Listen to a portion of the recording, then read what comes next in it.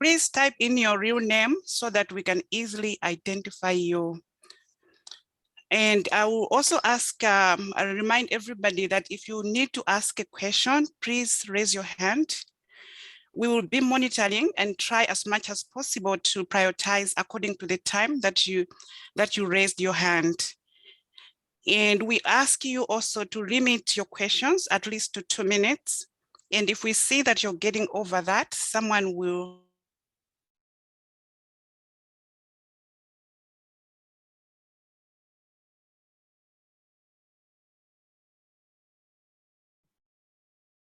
You're on mute, you're on mute, Sister Tembi. Oh, sorry. I apologize. Welcome everyone joining us from all over the world. We have a few housekeeping rules. I therefore request you all to abide to these rules so that we can have a smooth interaction with the minister and all those that are joining us from Malawi. Please mute yourself to avoid interference. Therefore, I request those who are not yet muted to do so accordingly. Please type in your real name so that we can easily identify you by your real name. Raise your hand if you need to ask a question. We will be monitoring and try as much as possible to prioritize according to the time that you raised your hand. And I will also ask and remind everybody to limit your questions to 2 minutes. If we see that you're getting over that time, someone will remind you accordingly. You can also ask your questions using the chat. And at this point, I'll hand over to the moderator, Dr. Naomi Sosa.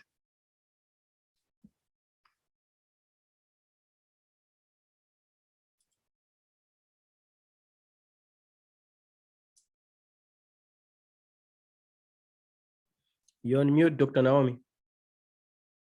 Goodness. Okay, I was saying I will hand you right over to the Vice Chairperson of MCPDN, George Limbani, who is going to give us a few welcoming remarks and possibly introduce some of our guests this evening. Over to you, George. Thank you so much. Want to welcome each one of you here in a special way. We normally have this interface. It's not a party thing. It's not MCP. It's for all Malawians in diaspora, but we just host it since we are in different countries.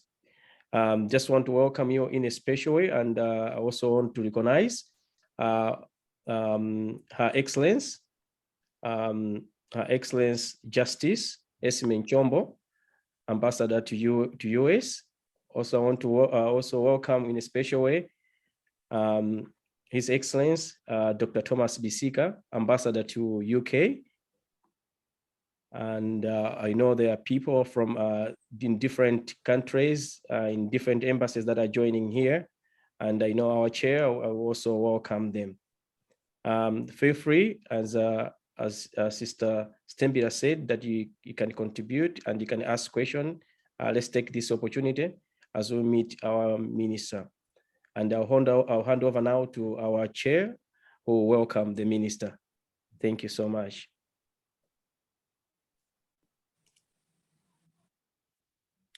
Thanks very much, Mr. George Limbani. Honorable Minister, on behalf of the Malawi Congress Party Diaspora Network, who have facilitated this interface, and also on behalf of all the Malawians in the diaspora, I would like to welcome you to this event.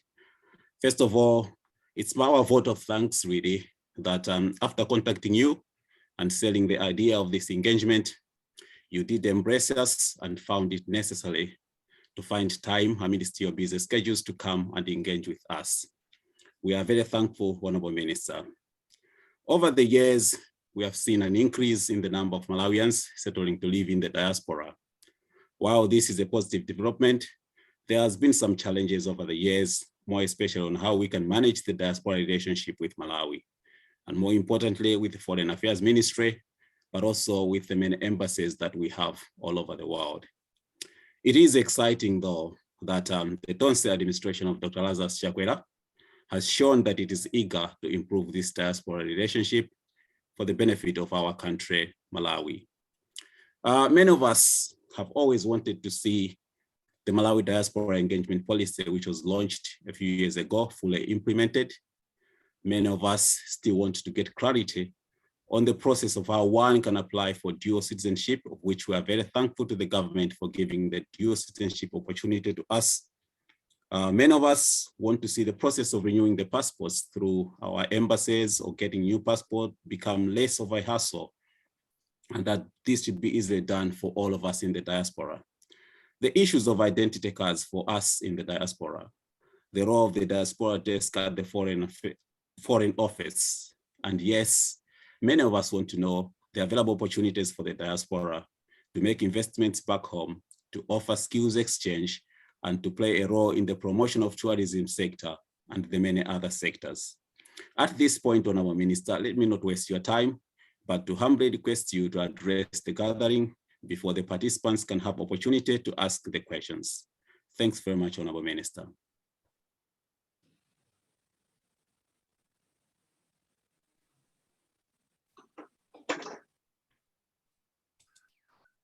Grateful I am, and together with officials that are sitting here with me, to have this opportunity to engage with our diaspora and to thank the Malawi Congress Party diaspora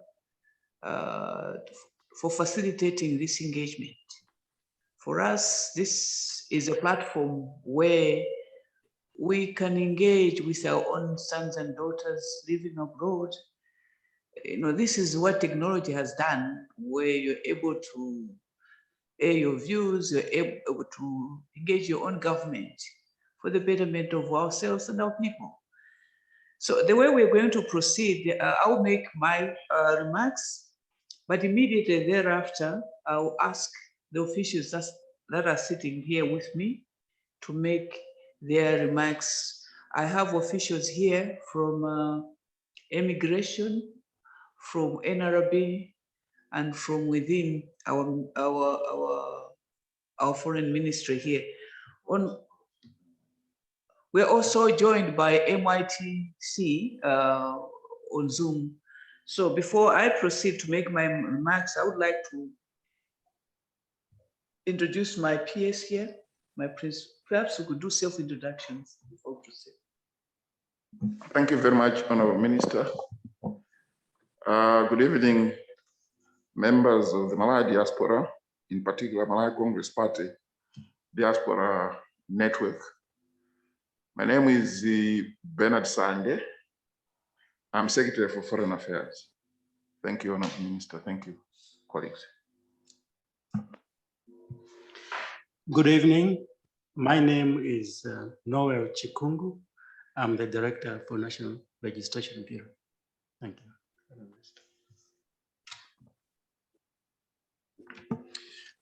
Thank you, Honorable Minister. Good evening, members.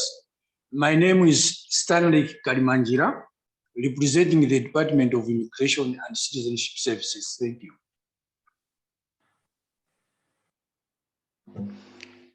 Thank you, Honorable Minister. Dear colleagues, my name is Asante Musa. I'm joining the Director for National Registration Bureau. Thank you. Thank you, Honorable Minister. My name is Joe Matonga, Legal Officer in the Ministry of Foreign Affairs. Thanks. Thank you, Honorable Minister, and good evening, Malawians in diaspora.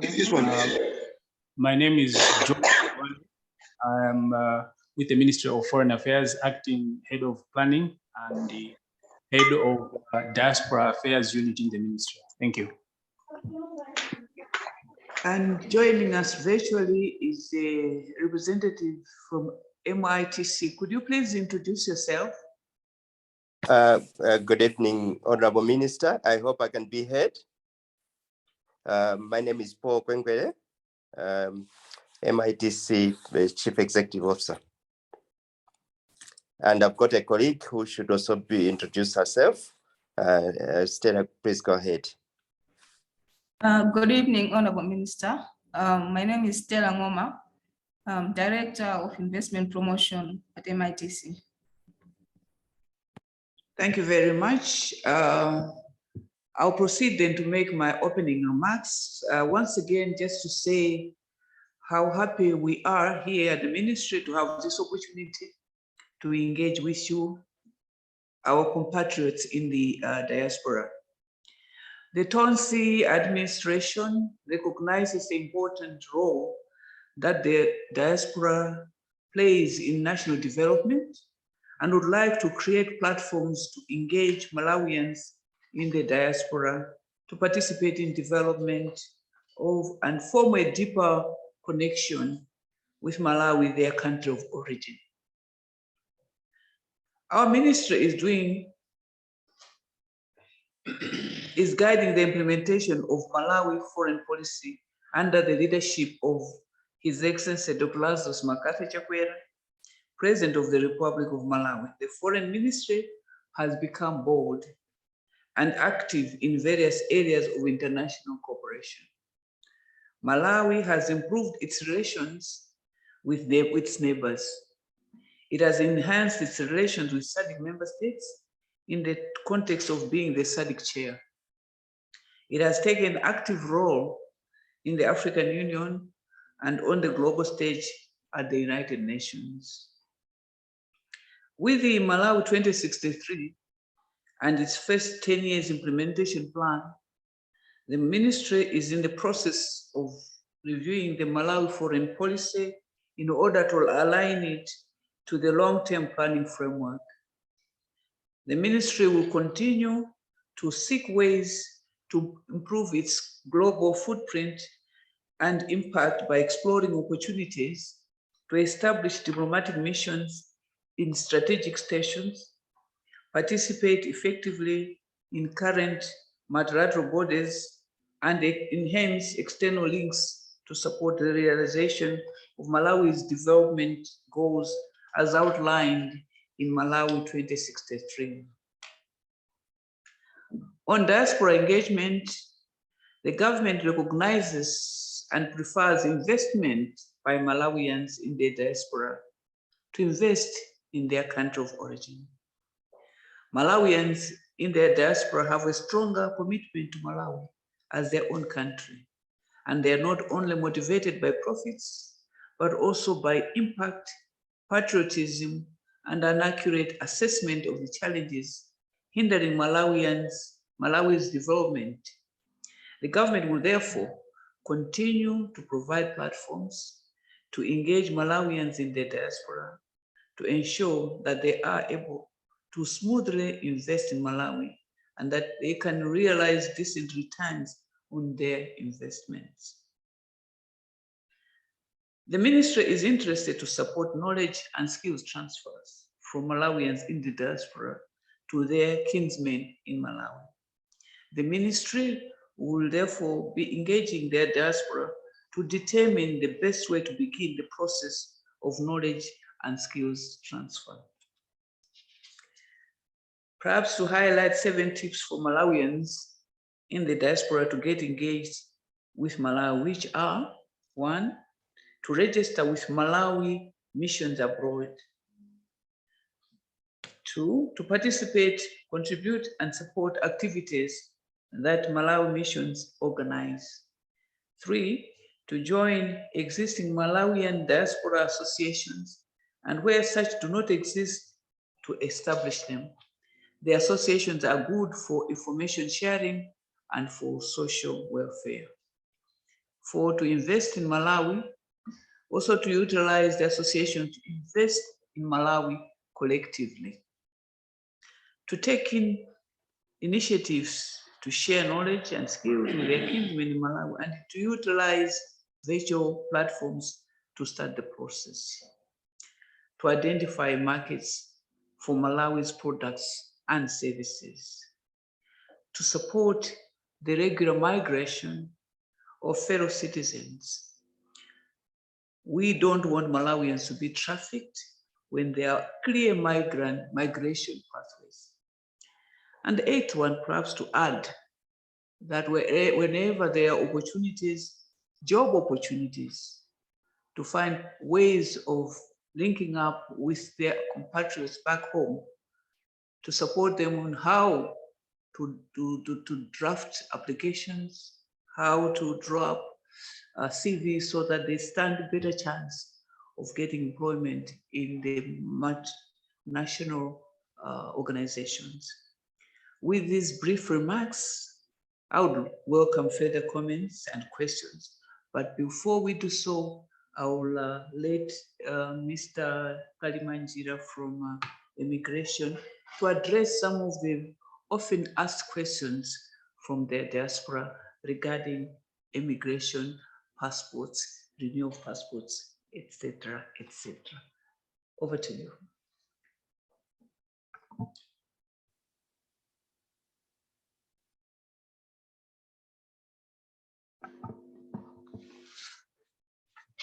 Thank you very much, Honorable Minister. Indeed, as a department, we are aware that people in diaspora, they are facing a number of challenges each time they want to make new passports or renew the expired passports. This is as a result of the some logistical problems the department is facing, but I would want to assure you that plans are at an advanced stage to address this to the extent that we have already nominated officers which are supposed to be deployed to all the missions so that we should bring our services at your doorstep. And on the issue of dual citizenship, yes, we are now operational, but since we don't have our representatives in various missions, hence we are having this challenge to access the forms so that you can process them. Of course, the processing fee for the dual citizenship is currently at 100,000. And maybe what we'll do will be giving you a link which would be using to download the application forms. But currently, I only have one link which is only used for those who are applying for Malawi visa. But sooner or later, we'll submit those links to the Ministry of Foreign Affairs so that they can share to all the missions, and also find other means which we can also share this link to minimize the challenges which you are facing as of now. Currently, we are going through a difficult period in as far as the passport issuance is concerned. It's just because you are aware that late last year, the government cancelled the passport contract with the service provider, the Technobe. So the government is in the process to identify a new supplier.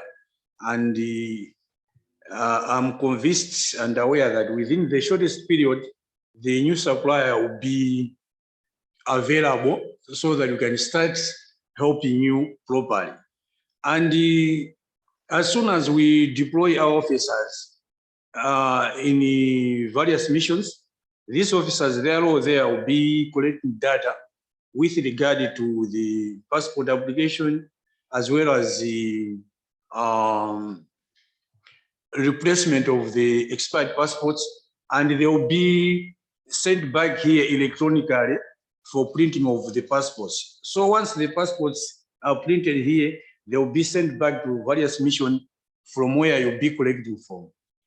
I submit your Honorable. Thank you. Thank you very much. Next will be the director of from the NRB. Is it yourself? Okay.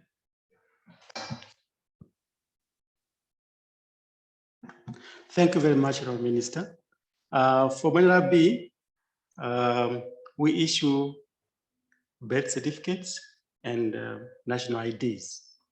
So for our colleagues in the diaspora, for those who haven't denounced Malawi citizenship, we still issue birth certificate and national IDs. For those who like to have dual citizenship, it means after you apply for that, for the same through the immigration, then we'll be able to issue you with the national registration. And if your children under the age of 16, they would like to have also birth certificates, because the ID number on the birth certificate, the same which is going to be used on the ID when you're issuing one. But for standard procedures to do that, I don't know if you have time to do that, but that's briefly, that's what's going to happen. Thank you, Minister. Perhaps to your director talked of your officers you're going to do a pilot with London where you want to have clinics for people that want to renew or to register. And can you please explain? Thank you very much, Minister. For this financial year, we have planned to visit 3 missions, that is London, Washington, and Johannesburg. So we'll start with London, whereby we'll be having clinics, and those who are eligible, they will be able to apply for their national IDs. But as I said, that it's going to be after you clear with immigration, because they're the ones who do the citizenship. After that, we'll be able to issue with national IDs. And after London, we'll go to Washington, we'll do the same. So we'll do the announcements in due course so that all concerned will be able to have an interface with us and be able through the missions there to do the applications, and then we'll be able to issue with the IDs. Thank you. Thank you. Next will be MITC. Are you still online, please? MITC. Yes, we're online. So for us, I would say that we have a lot of investment opportunities available. Our focus mainly as a government is in energy, because we have issues with our energy supply, which in turn is affecting the inflow of investors. But that's the area that we're looking to promote. We're also looking into manufacturing, agriculture, agri-processing, mining, and tourism. We have all these, some of these projects in our projects compendium, which is available on our website. For those that would want to partner with some project promoters in that area. As at MITC, we do also provide a platform where, if you're interested to invest in any of the sectors that I've mentioned here, we've got the one-stop service center where we provide services in partnership with our stakeholders. We have a land specialist sitting within the one-stop center. We have an immigration specialist sitting in there. We also have an MRA specialist who always provide some direction in terms of incentives available for investment in various sectors. That said, we're also looking into promoting our special economic zones, where we are actually promoting investment in manufacturing as well as especially value addition. So we have one that is almost ready in Chupumula, where we're looking to put in several manufacturing companies, the incentive being that you have ready access to several facilities, including utilities. So in that area, as MITC, we are ready to work with you in any area that you'd want to invest in Malawi. Thank you. Let me add on, Honorable Minister, and thank you, Stella, for giving all that information. We just want to emphasize that from MIT's point of view, we really value one, domestic investment, people who are Malawians investing in Malawi, and probably that goes on to members of Diaspora, that if you want to invest in Malawi, please feel free, get hold of us, get in touch with us. If you want any information or whatever, we'll actually provide the necessary information so that your investment venture is seamless. We'll make sure that you're given the priority in whatever area which my colleague Stella has actually outlined. All those areas are available for investment in agro-processing, in mining, in manufacturing. Those would actually be available, and then we can provide the necessary information. There are certain projects that people have started on in Malawi, and they're looking for joint ventures as well. If you're interested in any of those projects, we'll be able to provide the necessary information. Thank you, Honorable Minister. I'll stop there, and then we'll welcome any questions when the floor is open. Thank you.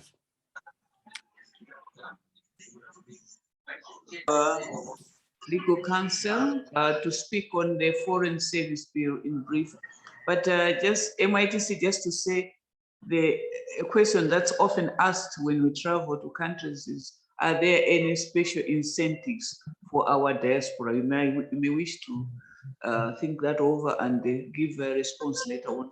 But at this point, hand over to speak briefly on our Foreign Service Bill. Thank you so much, Honorable Minister.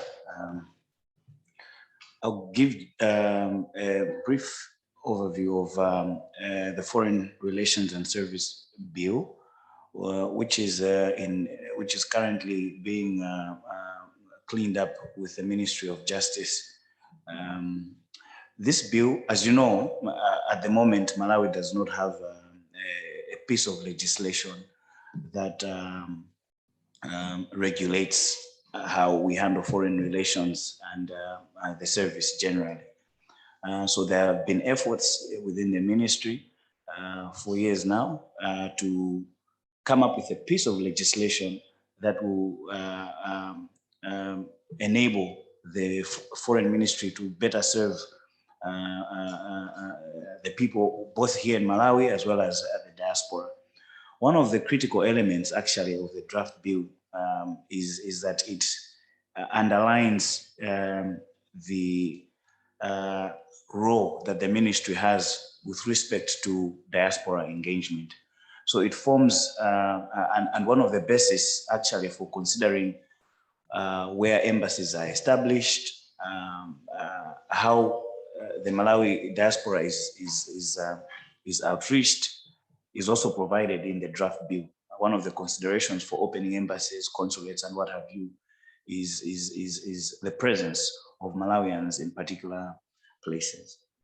So the bill, I won't dwell much on the administrative nature of the bill, but it does set off what is commonly called career diplomatic service. And the career diplomatic service, it is believed, will enable a more defined and more professional service. It also creates, provides for attaches, and the attaches will fall into place in the various departments that we have also discussed now. Personnel from immigration, personnel, say for instance, from NRB. So these attaches will have, will be specifically provided for under a piece of legislation. Therefore, it will enable that almost every embassy should be able to have these personnel at the disposal of Malawians. It also provides for what is being called the Foreign Service Commission. The Foreign Service Commission will be in charge of facilitating the entry of personnel into the foreign service. So for instance, it'll kind of bring forth it'll be a different set of institution from the Civil Service Commission, if you have heard. So as again, a method of ensuring that there's a career diplomatic service in Malawi. And then finally, there is the Diplomatic Academy that it will also set up. The Diplomatic Academy will ensure that all diplomats, including attachés, are trained in various aspects of diplomacy. And it is believed, it is also being planned that language skills will also be part of the training. In that way, when officers are going to serve in particular jurisdictions which speak other languages, they will be exposed to a bit of that particular language training so that they're able to best serve the country as well as the diaspora in that particular country who speak various languages from those other jurisdictions. I'm done with that part, but I also just wanted to highlight that with respect to the dual citizenship, if you go to the website, I think the Malawi immigration website, there is, I think, a very comprehensive descriptive process of what you can do to apply or to notify and to apply for dual citizenship. And I think the forms are also downloadable on the platform.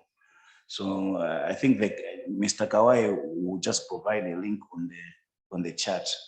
I'll share you the link and then you can share it on the chat so that people can just go and see that comprehensive analysis of how they can do their applications. Thank you very much.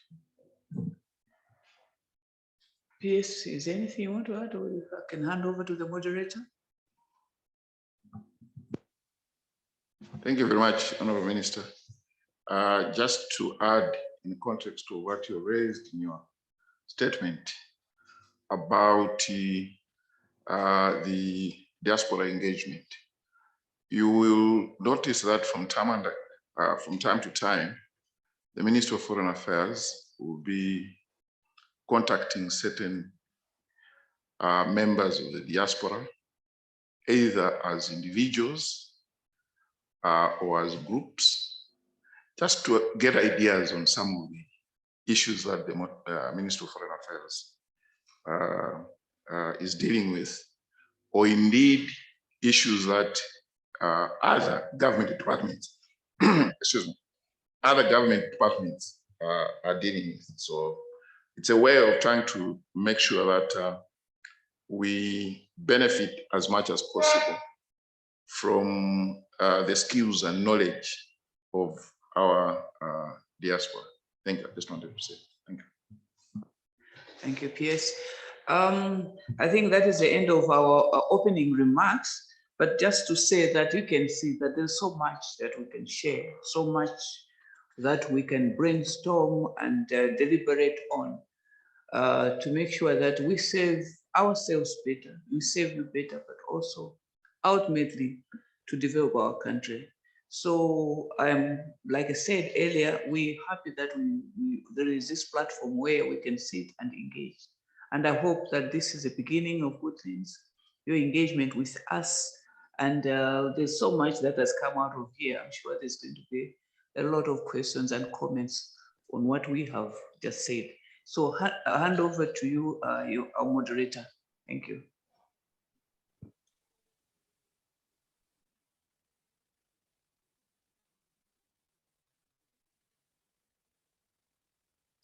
I'm looking for my colleague, Dumi. This is your time now.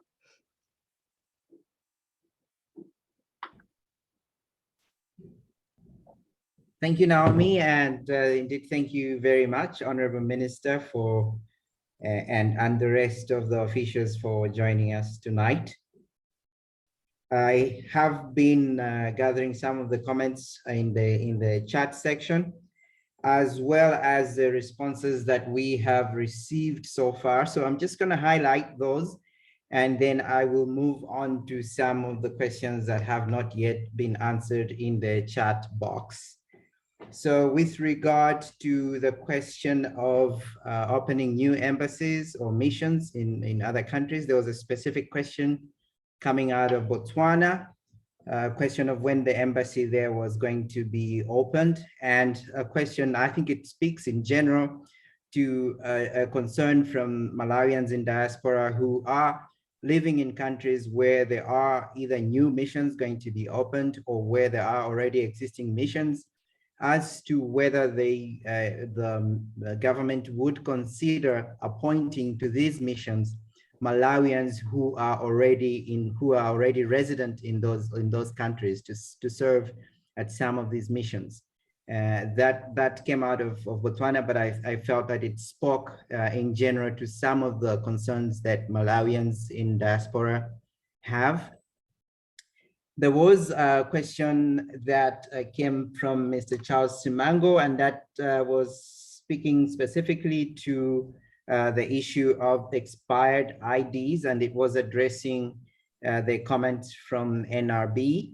And it had to do with how the NRB is looking at handling the issue of expired IDs of Malawians living in the diaspora. So is there a diaspora office at the NRB that they can reach out to? And there was a concern also, I may have misquoted this, but there was a concern about how government would be looking at integrating some of the services. So there was mention, for example, that officials from the immigration department would be going to the various, and I think also from NRB would be going to various missions to facilitate clinics and see if they could get Malawians in diaspora to renew their passports and IDs. Why is it that this seems to be a dual process when it could be integrated and handled perhaps as one service? I will stop there. I do recognize that we had a hand up first from my brother Paul Daza, and we also do have several hands up, but these were the issues from the chat box. We're going to continue to curate them. I will now hand over back to the officials and Honorable Minister to see if there are any responses in addition to what was already in the chat box. Thank you. Perhaps I would hand over to the PS to handle the one way in Botswana. And can we consider Malawians living in those countries where we would like to open, in fact, consider Malawians living in the diaspora to be appointed to the missions in those countries? If you could respond to that, please. Thank you very much. First of all, just to mention that the ministry, as part of its efforts to improve relations with the various countries and to have greater coordination with international organizations or regional organizations like SADC, would like to open missions in most parts of the country. Malawi is not has not covered many areas in the world,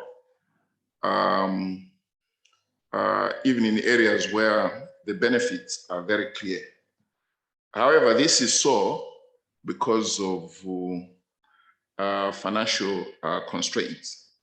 However, I know Botswana is one of the capitals that the country or government has plans to establish a mission, and that will be explored as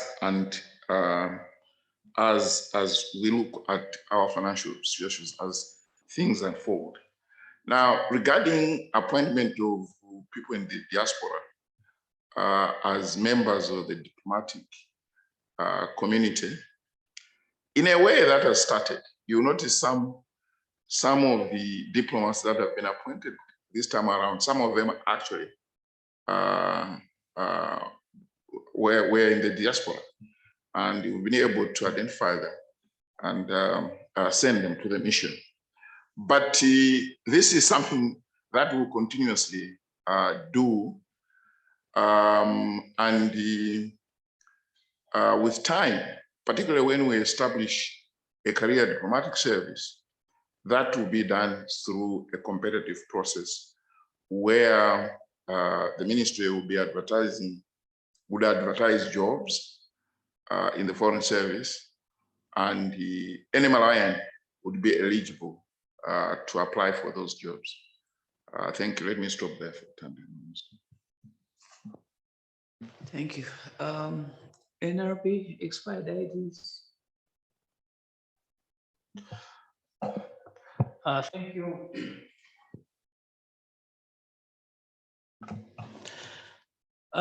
To respond to the issue of expired IDs, I would say that, you know, the national IDs only started expiring last year in 2021, since we started issuing them out in 2016. However, the assumption that NRB then had made was that maybe you, our colleagues from Diaspora, once in a while you still come back home. And once you come here, we made an assumption that you would be able to visit one of our offices. And I'm aware that there are a couple of people that actually come through. And whenever they come, we try to facilitate that they have their IDs actually before they could leave the country back to their respective destinations. However, moving forward, we understand that there are also some people that are not able to probably come within any short period of time back home. And as the director had put it, NRB is, I think, planning to come to the respective missions to do the registrations. So basically, when we come there, we do the first registrations for those people that have not registered since we started as NRB. But we are also going to do the renewal of those expired ID cards. Our law also gives the director powers to probably appoint a representative within the mission to actually work on his behalf. So the moment we start this process, I'm sure that as we go along for a more lasting solution, NRB will be able to liaise with the foreign mission and to find some person who could actually continuously, carry out these tasks on an ongoing basis to ensure that whenever your IDs expire, they are actually renewed as urgently as they can be renewed. Perhaps your comments to the other question, the last question on whether we could integrate these processes between yourselves and. On the issue of integration, you are aware that NRB and immigration, of course, we have different mandates in terms of our work, but we have one opportunity. We are both in one ministry. So basically, I think as we move forward, I heard Mr. Kamilanji actually putting up a proposal where there would be some people from immigration being attached to the embassies. NRB has also been considering this, but I think we'll be able to go back on the drawing table and see how we could be able to work together and to ensure that in that way also resources are actually efficiently used. So that maybe both of these tasks can actually be done by one person, probably in the various missions, but this is something that I cannot confirm now until I think it is discussed at a higher level and a proper decision is made. Thank you, Honorable Minister.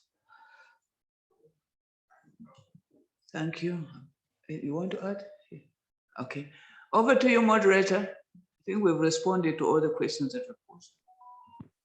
Thank you, Honorable Minister. At this juncture, I would hand over back the controls to Naomi. Okay, I would like Dalito Sulamoyo to please come on if you're still around.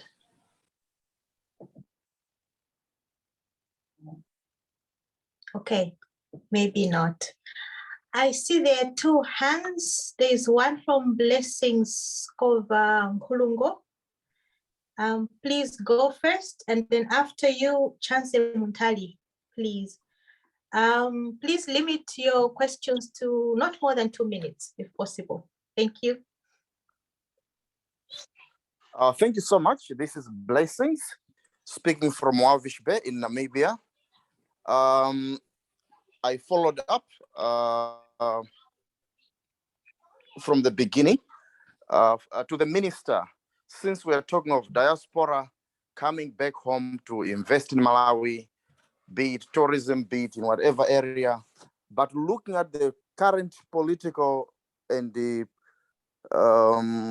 civil rights riots environment in Malawi, how are you, how best could you address people who want to come and invest in Malawi?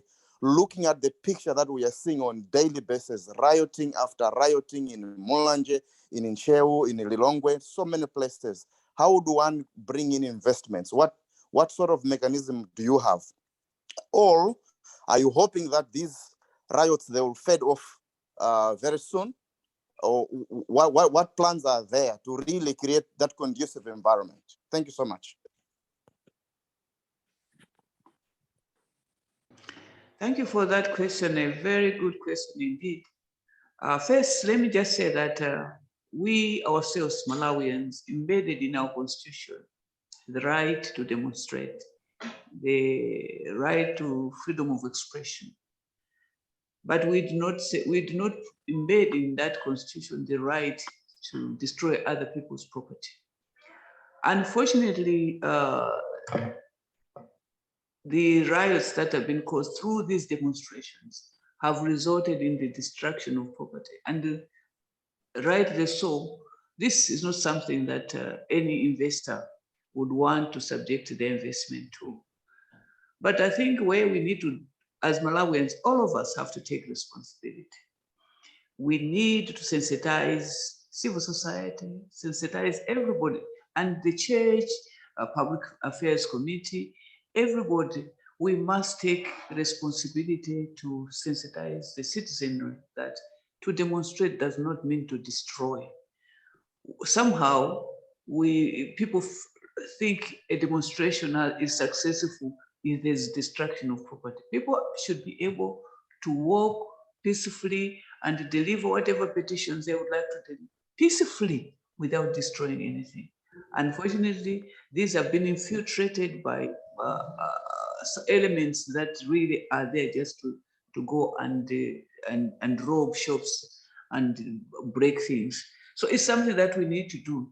And I think lately, after the last demonstrations, people are beginning to say, no, we can't go on like this. Innocent people have been targeted, property destroyed. And indeed, this can deter any would-be investor to come to Malawi. So we have to have this conversation within ourselves. Is this the way we want to go? Because most of these demonstrators are young people that have no jobs, and they want their economic situation to improve. But what is happening is complete opposite of attracting investment, because government does not create jobs. It is private sector that creates jobs. And so for us, as Malawians, as political leaders, as faith leaders, all of us have a responsibility to sensitize the people that we cannot destroy that what we have already built. If we are going to demonstrate, it has to be a demonstration that addresses the issue that we would like to address, not to destroy. So yes, I agree with you. No investor would want to come to a country where every day there is demonstrations, and demonstrations that are rowdy, that are destructive. But it is for us Malawians to choose what path we would like to go. We in government, we say we can't, we should not go. And this administration, I say, people can demonstrate, but please, we should desist from this distraction that we're causing ourselves. So I think that's the way I am going to respond to that one. It's not the way to go. It's not the way to attract investment. But we, as Malawians, have to make it, we have to talk to ourselves.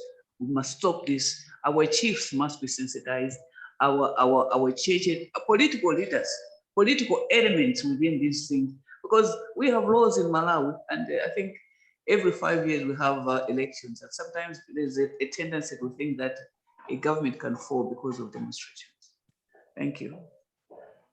Thank you so much for the answer, but maybe an opportunity taken here, not directly to you, but where you are, we have Minister of National Unity. We haven't seen that Minister of National Unity dealing with any of these things, be it behind doors or even on the public spaces, because we thought now that the Tonse government had created a brand new national unity ministry, Tembo and his friends could be the one dealing with this. Perhaps now you from Foreign Affairs, you could take this message to say, our friend, people are saying you are quiet, and indeed you are quiet. You have gone hiding.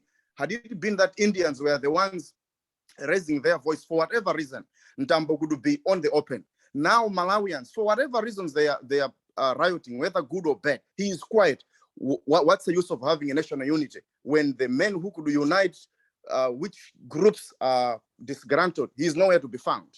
Thank you so much. Well, just to say that the ministry is very active on the ground. There are some demonstrations that could have taken place that have been stopped because there's been engagement by the Minister of National Unity. And he continues, the ministry continues to engage. But I think this is for us Malawians, because it cannot be in Tembo alone. No, if we go that way, we achieve nothing. You in the diaspora, we here working in government, you have relations. What are we doing? We have relations in the cities, we have relations. What are we doing? What messages are we sending to them? We on our side, we will do our bit. And we expect that our faith-based leaders will also do the same, because this is our Malawi. It's not a one-man show. But I can assure you that the Ministry of National Unity has been working behind the scenes with would-be demonstrators, and most, in fact, a lot more. We could have had a lot more demonstration because of the economic situation that we find ourselves in. He has been, with his officials, explaining to people what is on the ground at the moment. So yes, they need to work harder, but I can assure you that they're doing a lot more than perhaps you know. Perhaps you want them to do a press conference or something, but they're doing things behind the scenes. And sometimes things done behind the scenes do work, because sometimes people do pander to press, to cameras and to so certain things are better done maybe behind the scenes. But yes, we need to do more. We need to sensitize ourselves. Our democracy is fragile. Some people do not understand democracy. So we have to teach each other. We have to sensitize each other. Because yes. Thank you so much. Thank you so much, Minister. I really appreciate for the answers. I will take it further from there. But perhaps maybe lastly, it's just maybe the tone that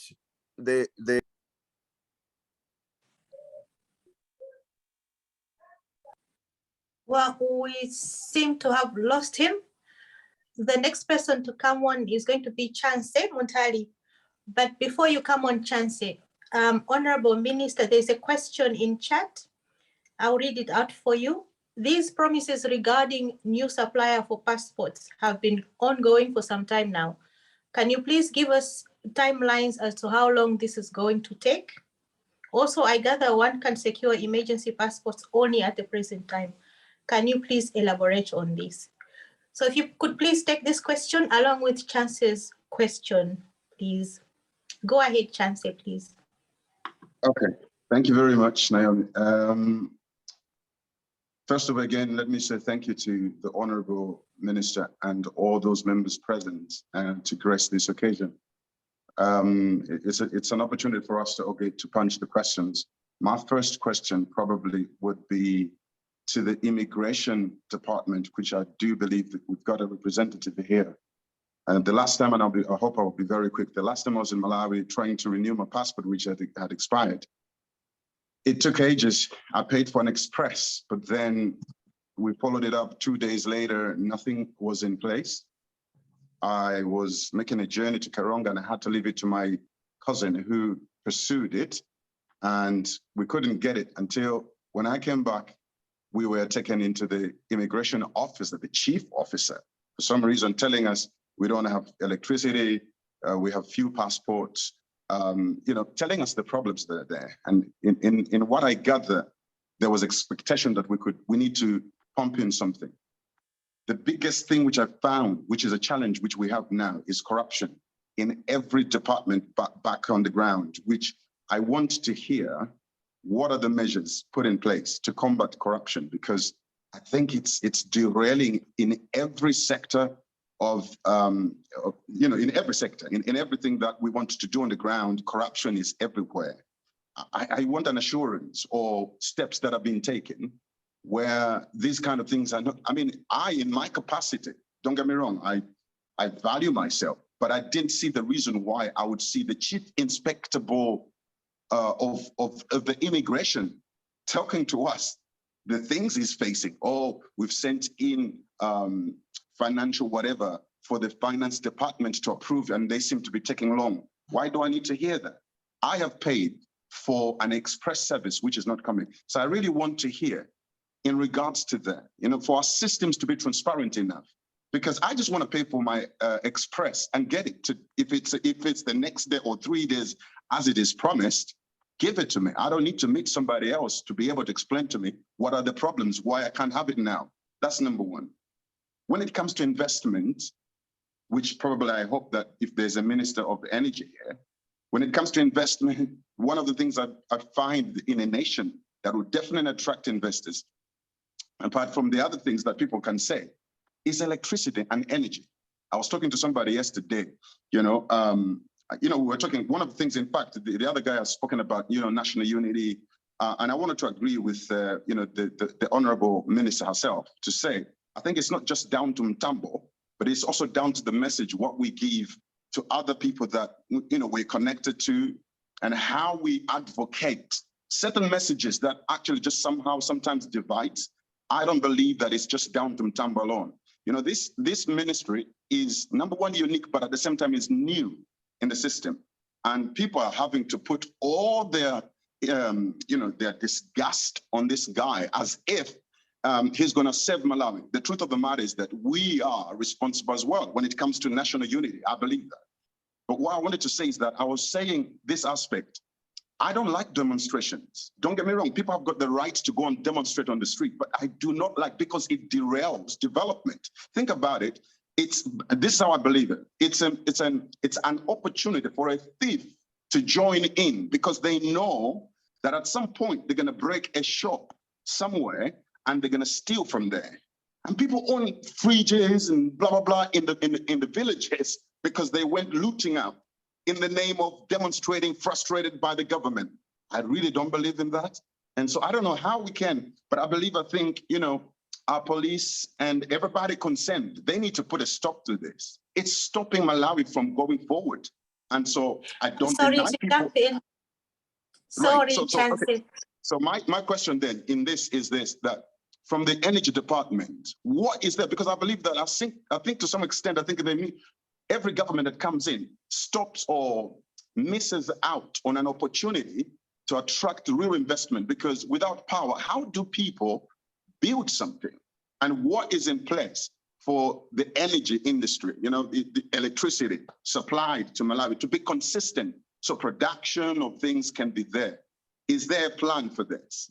Is it going to be happening just so soon, not in the next 5 years or 10 years? Or do we have a plan to restore electricity or the energy that would attract people to invest and be capable of security? Even security depends on much of the energy that we can provide in a nation. So do we have this in place?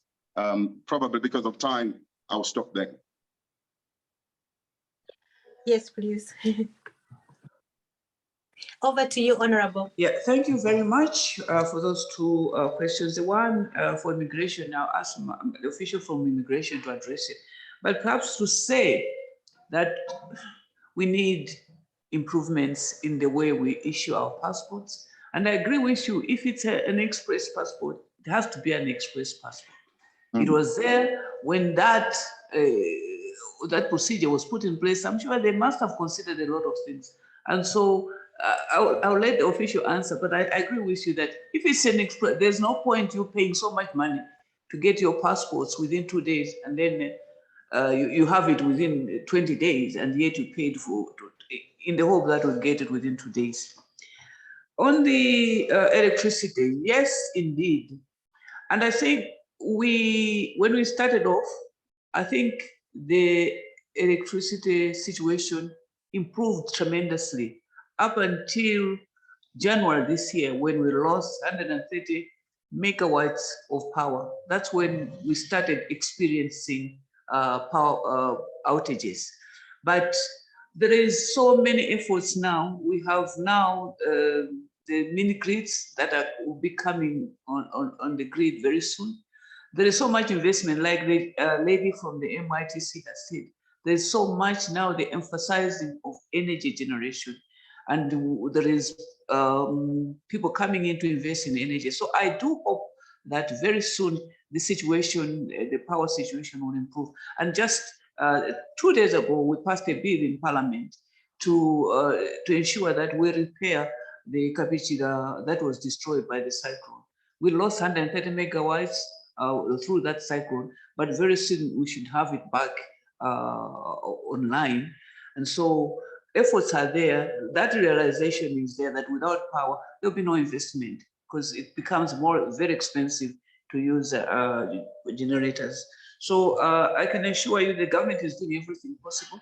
We have the Golomoti power generation. We have power generation in Salima, and we have several others. There's one in Mulanje. We have several others coming on. So the efforts are there, and hopefully we should have this thing sorted out. And we are also working on the interconnector between Malawi and Mozambique. It's on track, and we'll be working on an interconnector with Zambia. So all these are efforts to improve our power generation. And yes, we need more power. It's not like nothing is happening. We're working on it, and hope that if you really would like to come and invest, start working on your investment program so that by the time you come here, everything will be in place for you to generate, to have power without interruption. I'll hand over to the gentleman from immigration to tackle the one on passports. Thank you so much, Honorable Minister. And once again, thank you very much for your question regarding the delays in passport issuance. Oftentimes, there are delays in the processing passports just because we are always let down by the network. Sometimes the network just automatically goes down. And as I already alluded to in my opening remarks, the problems has increased after that termination of passport contract last December. However, efforts have already been made, like new contractors. So many have already submitted expression of interest to take over from Technobrain, and those expression of interest have already been submitted to BBDA, and we are just expecting the BBDA to come out with the final assessment on those submitted ones. But on the issue of delays, like I said, it's not deliberate. When everything's equal, we always do it on time. I may recall one time the PS who is just here, he came to us very late to do his passports, and we did it within the shortest period because everything was in place. We are sorry for whatever you experienced, but it wasn't our intention. And I remember the PS commended us for the good service done, and we have been receiving such from a cross-section of the public, and we don't blame you for bringing this complaint. We are aware you are not the only one. So many have come across, but you should also understand. And the other aspect is the issue of energy. When there's no power, there's nothing else we can do. Thank you so much. I submit you, Honorable Minister. Just one comment on the issue of demonstrations. Why we have them all the time.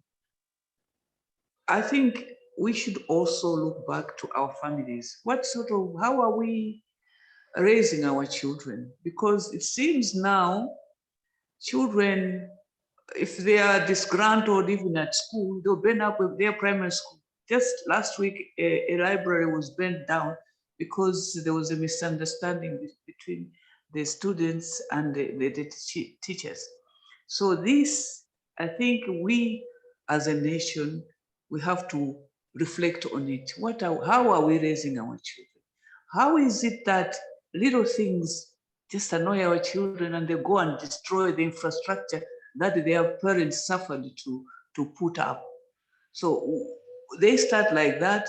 They will start throwing stones at cars that are just passing by. So the kids that are 9-year-old, 11-year-olds are getting used to this sort of behavior. When they become adults, every time they're disgruntled, of course, they're going to burn tires on the street, disrupting all movement and all business. But this is something that as a nation, we should reflect on. Whether we are politicians, because oftentimes, sometimes politicians incite these things. But what nation, because then once people get used to it, then it will not stop. So how is it we are raising our children? That is something that we need to reflect on. Thank you.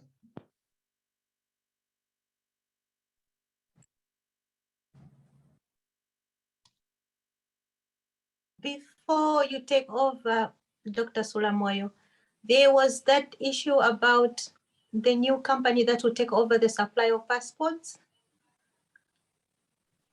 I wonder if you have a response for us.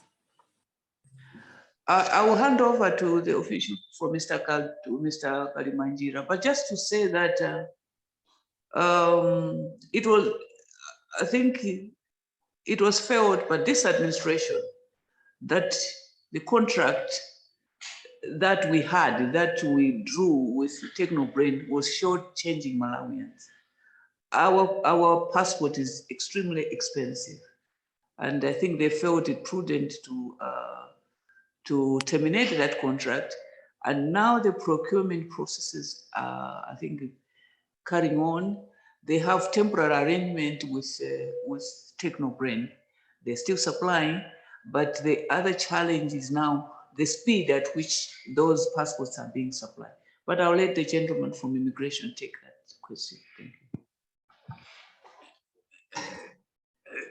Thanks so much, Honorable Minister, for your added comments. Yes, the contractor is not yet identified. As you are aware that public procurement takes okay.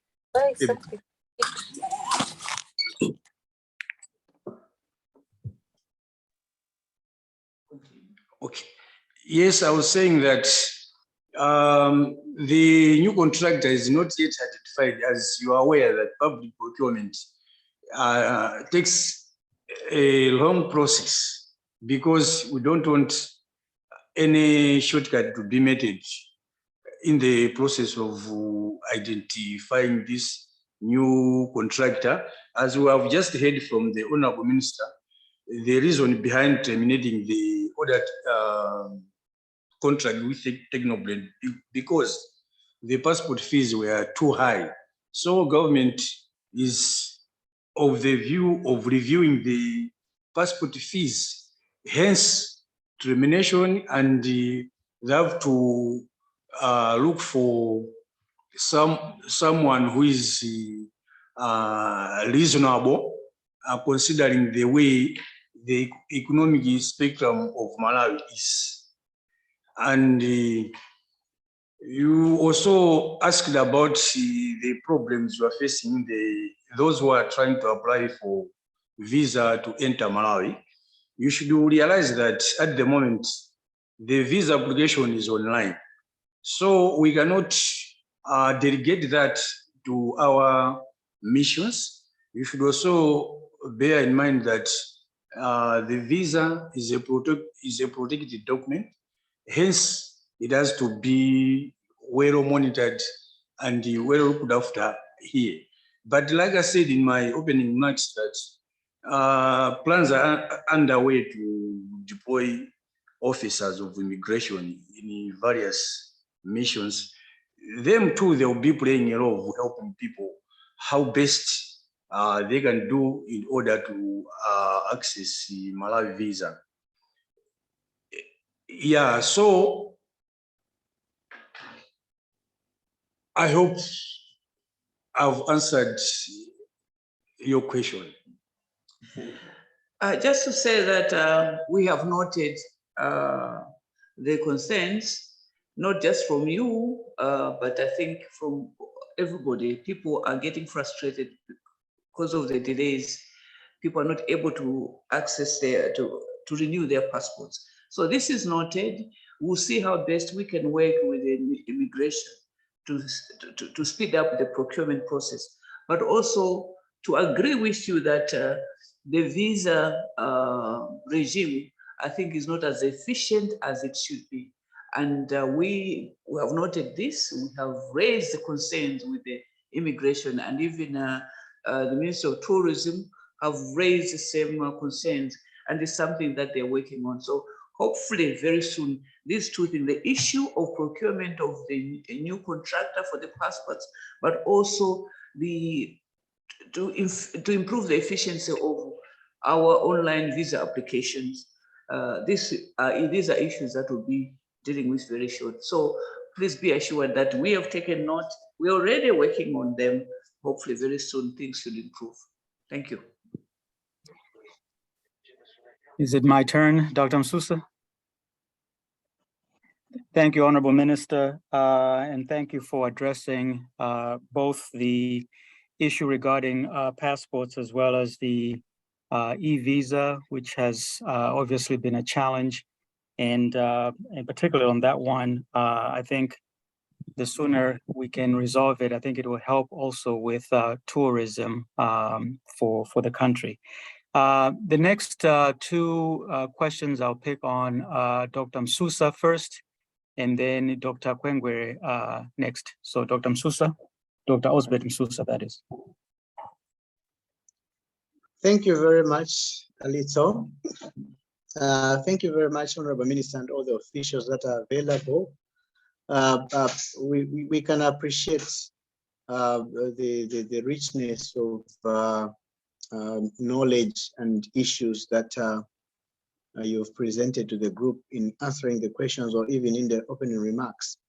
I want to acknowledge the fact that efforts are being put on things that relate to human rights, and the issue of national ID passports all relate to how functional a particular citizen of Malawi would be in the diaspora or even in the functionality within the nation.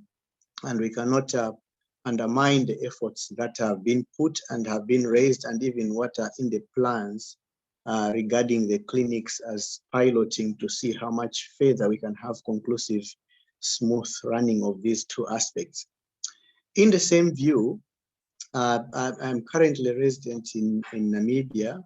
I wanted to find out what plans are there in line of issues of rights of individuals that are living in the diaspora relating to elections and capacity to vote outside Malawi.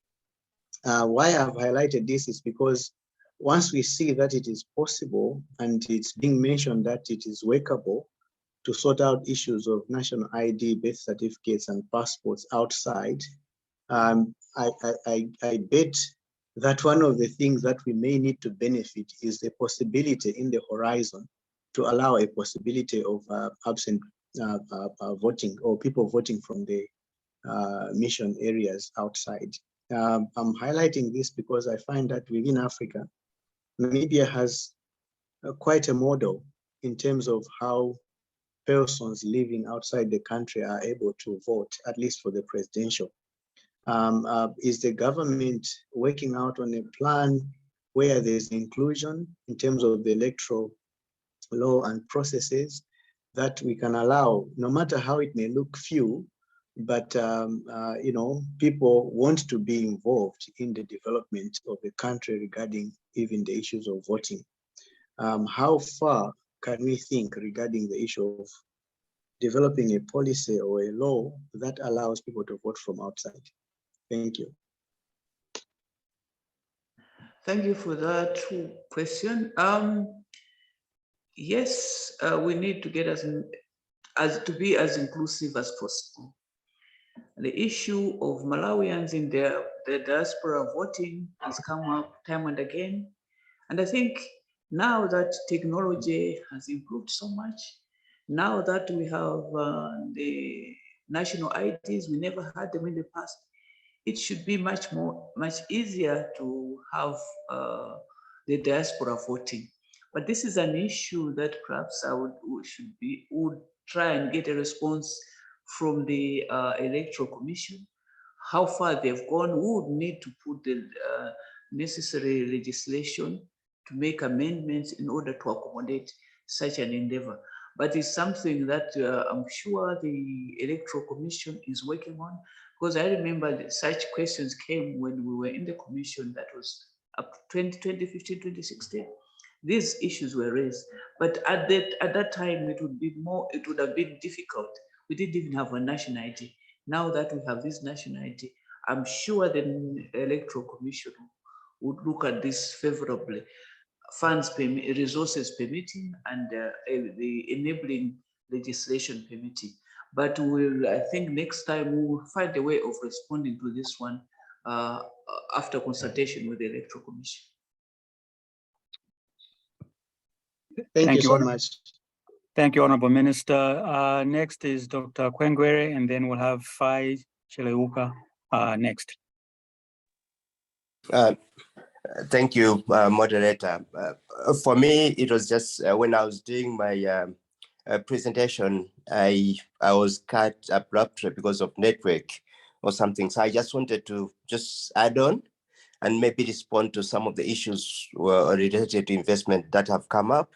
The first issue which I was trying to finalize that time was that as Diaspora, please let us make use of the embassies. In most of the embassies, we've got investment attaches. Actually, all embassies, we've got investment attaches who can actually provide the necessary information related to investment. And then they are the first maybe point of contact. But then you can also get directly to us if in case you're trying to come to Malawi to actually undertake that particular investment. But then you can get most of the information from the investment and trade attaches there. Regarding issues related to investment and then people being not really how people can actually handle investment when we've got riots, I think the minister handled that ably. It's all our responsibility. And then fortunately, in most of the investments that we expect most people to undertake, they're usually outside where riots take place. So most investments are quite safe. That's why even though we have riots taking place in the country, we still have people interested to come and invest in Malawi. And I would encourage that we can actually continue considering Malawi as an investment destination. And then finally, I wanted to also touch on what the question that came in about power. As much as manufacturing, people who want to invest into manufacturing would require power, investing in power as well has become quite a good investment approach. Most people are actually coming in. We've got overwhelming interest of people trying to invest in energy in Malawi. And those are some of the areas that we could consider. We've got actually feasibility studies on most of the hydro power plants, which if in case you want to come in as a joint venture with some organization that wants to actually invest in power, please do so. We've got even smaller, certain Malawians have actually started investing in maybe 10, 20 megawatts of solar power, which is another good investment initiative. Let me stop there, Honorable Minister. I just wanted to just get into actually add on those particular issues or additional information. Thank you.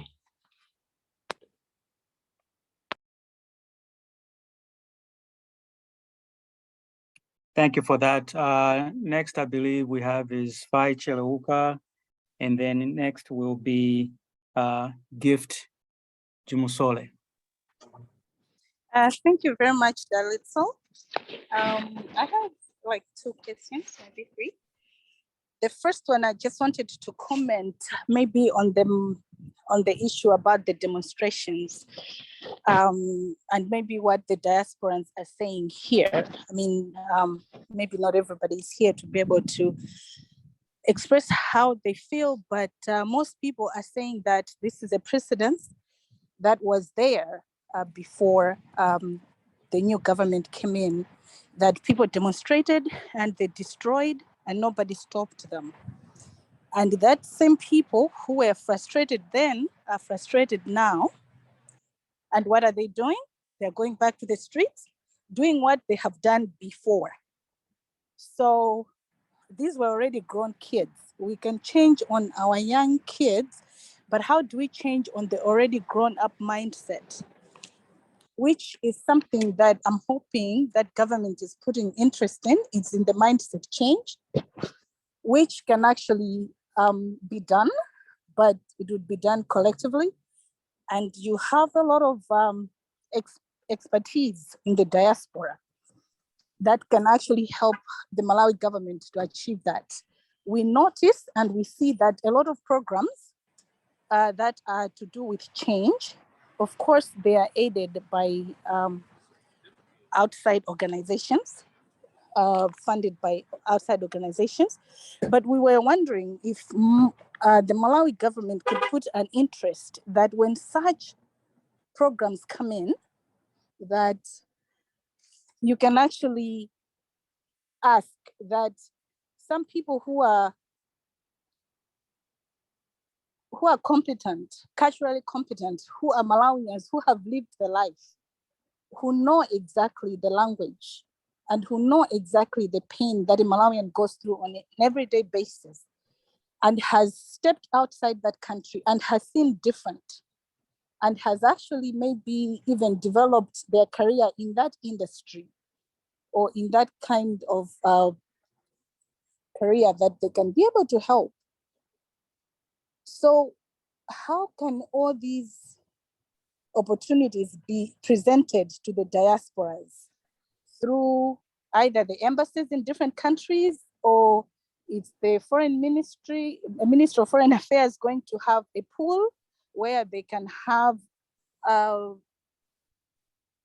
tenders be posted in terms of mindset change programs in general, or development as such?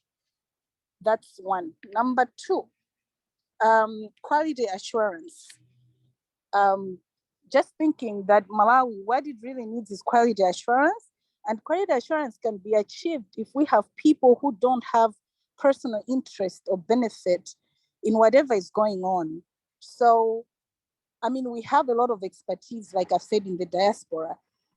Is it possible that the Ministry of Foreign Affairs, in conjunction with different embassies in the world, Malawi embassies, wherever we are, can actually sit down and create kind of like groups or teams of expertise, of people with expertise in different areas? Let's say all medical doctors be put in the same pool, you know, or scientists or social scientists be put in different pools, and then they can be having maybe meetings, you know, in those areas, and the embassies can talk about what their intentions are, let's say in medicine, so let's say COVID, and that way they have all this expertise available to them, and they can discuss, have meetings, maybe quarterly meetings, or maybe once a year, come together, think of what the Malawi agenda is, what they want to achieve in that country. And these people can help them even to like connect them with the local, because Malawi sometimes when you look Ms. at Cheleuka, it, if we could get to your next question so the minister could respond. Thank you. All right. The last one, I guess we can just leave it at that. Maybe I should just expound on that one so we can leave it at 2 questions, you know, in a way that if we have this pool that we can pull out of all this expertise, then Malawi is not so left behind, because what happens is every time you send new diplomats into countries, you have people that have actually been there a long time and they know the culture. They can actually help the new people coming in to help them and to, you know, show them around and stuff like that. But anyway, I think the 2 questions should be enough to get a response. Thank you.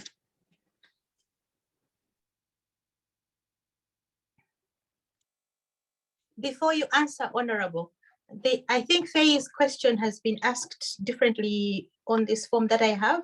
If I could quickly read it for you. It says, could the minister please give us more information on the diaspora mapping exercise and progress on the diaspora database? So I feel Faye is asking this question along that line. So over to you now, if you could respond to that, including any information you may have on that. Thank you very much for those remarks and comments and questions. The first one was to do with the conduct of our demonstrations, saying that perhaps it's what was there before. People are just doing what they've done, I think, prior to this administration taking over. Like I said earlier on, we are learning. Ours is still a very fragile democracy. There are certain things that we know, certain things that perhaps we've not perfected yet. And one thing that we have realized is that we cannot go on the way things have happened. Every demonstration has always been accompanied with distraction. But is that the way we want to continue? We cannot say because it happened yesterday, therefore it's okay for it to happen again today. And I think we need to think, we do not want to destroy the little that we've already built. Because as we are here, we are not where we should be, because there are countries that have surpassed us, countries that were in war that are now doing much better than us. So we have to learn from the mistakes that we've made.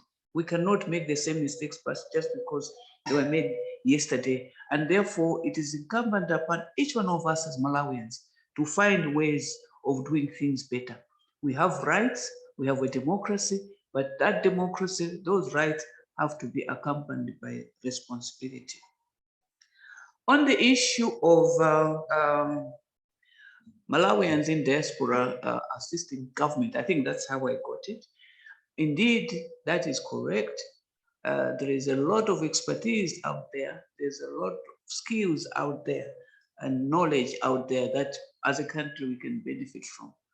And I think what you're doing, what you've just done now as the diaspora in the calling for this engagement, that's the way to go. I don't think it would be possible for government to group all doctors or engineers or what, but you Malawians out there, you know your country, you know the strengths and you know the weaknesses. If you get together, say for instance, doctors that can assist our medical personnel, then get together and then let's work out how we can engage. It would be, I think it would be difficult for government to say, get together, let's engage with us. But if you take that responsibility as the sons and daughters of Malawi to say, we are architects, what can we do as architects to help Malawi, to help our city administrators? Then we come up with that engagement. Or what can we do as agriculturists or researchers? And then you engage with us or through us with the relevant sector or relevant ministry. I think that's the way to go, and that is something that we should continue, that we should do. In the area, say for instance now, our president is talking about mega farms. It's a very noble idea, but we need support. We need the know-how that is out there that can be used in order to realize that vision of our president. We have all this infrastructure the way our cities are. Is this the best way? We have architects out there that can assist Lilongwe City Council, Blantyre City Council. How best can they do things so that we can improve? So there's so much knowledge out there. So it's a question of knowledge transfer from the diaspora that is all over the world with us here in Malawi to guide us through platforms such as this one. But it will not be, I do not think it will be possible for us to say, you know, you people, no, but you people got organize yourselves out there with the sole intent of assisting us here. And the issue of mindset change, and that perhaps the way the institutions that are charged with mindset change, we are not engaging enough in diaspora. Whatever recruitment we do, whatever contracts we advertise, there's more communication, perhaps an issue of communication. How can we ensure that our diaspora know what their government wants, what their government is trying to contract out? So perhaps it's something that we need to engage further. We need to develop our communication strategy. How do we communicate in order to get the best from our diaspora? How can we, if we're looking for consultancy services, how can we ensure that this our diaspora takes advantage? I think it's something that we need to have conversations on and see how best we can improve our communication. Thank you. I hope I've tackled everything that is written. Yeah, please. Thank you very much, Honorable Minister. Great gift. Just to echo what the Honorable Minister said, as I said earlier on, one, as we go along, we will, as a ministry, be contacting some of the members of the diaspora, either as groups or as individuals, depending on the issues that we want to engage them on. But also just to underscore the very point that the Honorable Minister has made. From the point of view of the ministry, in relation to the diaspora engagement policy, the idea is that the diaspora should not only help the government or indeed the country in attracting investment, promoting trade, or indeed profiling the image of the country in terms of tourism, trade, and investment, but also to engage the missions. Now, this could be a two-way process. I remember when I had a similar experience when I was in Washington, DC and in London. Good thing is that our heads of mission in both stations have joined us. And also just to mention, Honorable Minister, that our High Commissioner in Pretoria, I know I was talking to her earlier on. She's in Namibia, and I know she's joined in. I believe she's at Windhoek Golf Club or something like that, with a group of Malawians in Windhoek, and they are part of this discussion. But just to say that when I was in Washington, DC and in London, we had very good engagements with the diaspora. It could either be initiated by the mission or the diaspora itself. They will do, because we had such good engagement, interaction, that the diaspora was so active that time and again, they would do contact the mission and have some discussions. Sometimes they would generate ideas. Some of them would actually be transmitted to government because they were good ideas. In some instances, we would actually invite investment promotion agencies or companies in those countries to share with us, some of them financing organizations, to share with us by us, I mean the diaspora and the missions, on the kind of products that they have.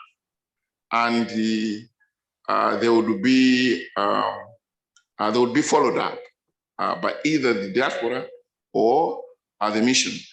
And I remember there were a number of times that the diaspora would engage some private sector operators in specific areas, and they would get in touch with them.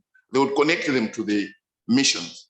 So yes, indeed, the diaspora is a very important resource in many aspects, and one of them is this issue of information sharing and the networking. Thank you very much, Honourable Minister.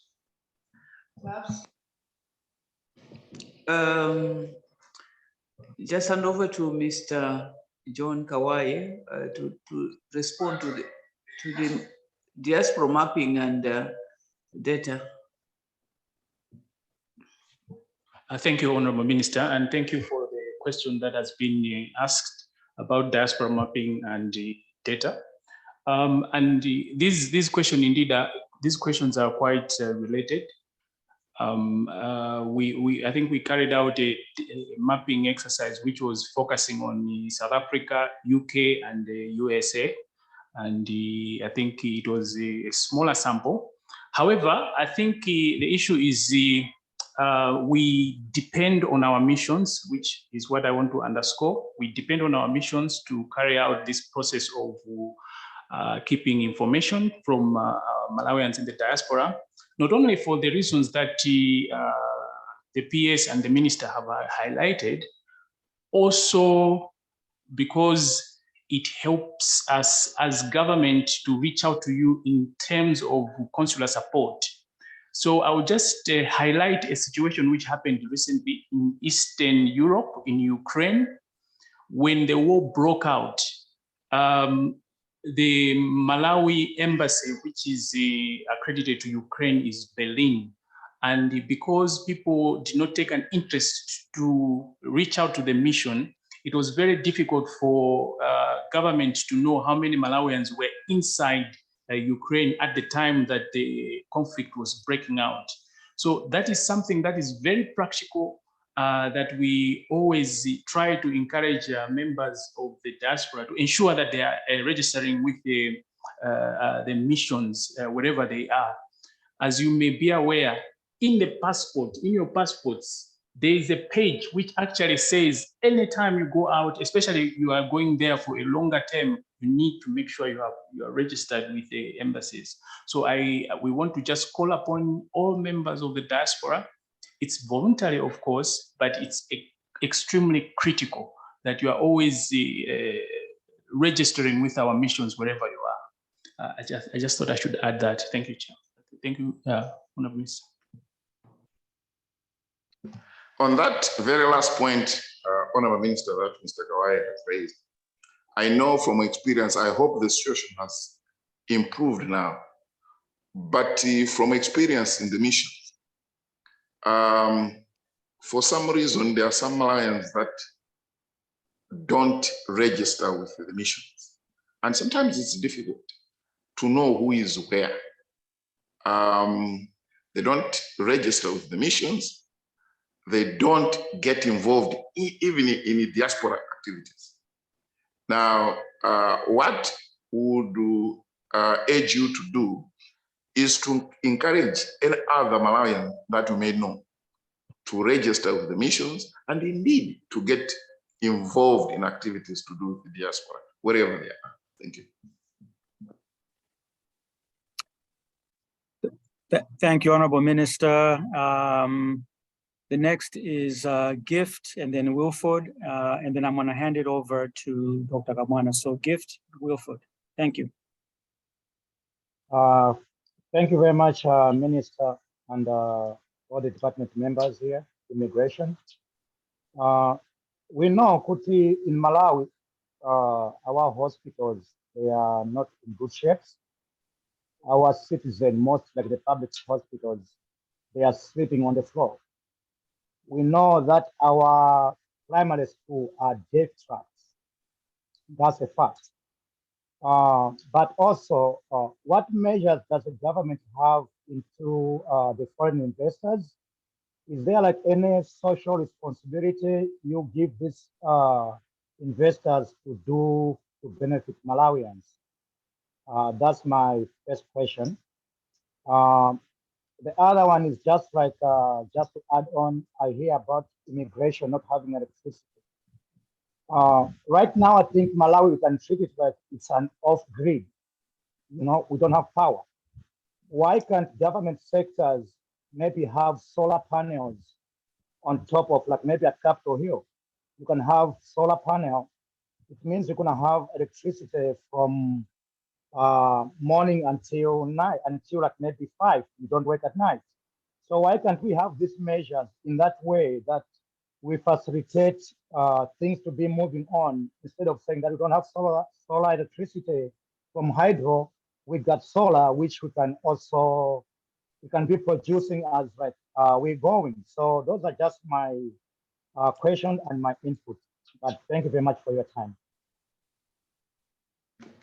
Thank you. You were not very clear, but I will attempt to respond. On the issue of having a private sector to perhaps through corporate social responsibility to help us with our schools and our hospitals. Yes, that is happening, not to the extent that we would wish, but it's not like you go and press people to say, hey, go and do this, because people have also to pay attention to their bottom line. So people, there's the institutions, there's companies that are doing some work, but not to the extent that can replace government responsibility. We are working very hard. We would like things to be better, but as you know, the resource envelope is so small, and the needs and the priorities are so large. So we're trying our best, and with some support from private sector. I think that's all I can say. We hope that people can do more by way of corporate social responsibility. But we, as a government, we're trying our best. We must be mindful that Malawi's population also is having an impact on what government can do. We have a rapidly growing population. That's something that is having an effect on the quality of education, but also on the quality of the health services that we provide. So all these things are things that we need to pay attention to. But of course, it's a catch-22 situation. You need money to do certain things, and you do not have enough of that, or that financial resource. The same applies to the issue of alternative energy, solar energy. Yes, it would, if we could do it, I think have Capitol Hill powered by solar. I'm sure we'll be moving towards that, but as of now, we have what we have, and we have to work using that. Mr. Kwengwere from MITC says there is opportunities for investment in the energy sector. If we can take advantage of these opportunities and all the other programs that are in the pipeline, hopefully one day, sooner rather than later, we could have power, most buildings, most government institutions being powered by solar.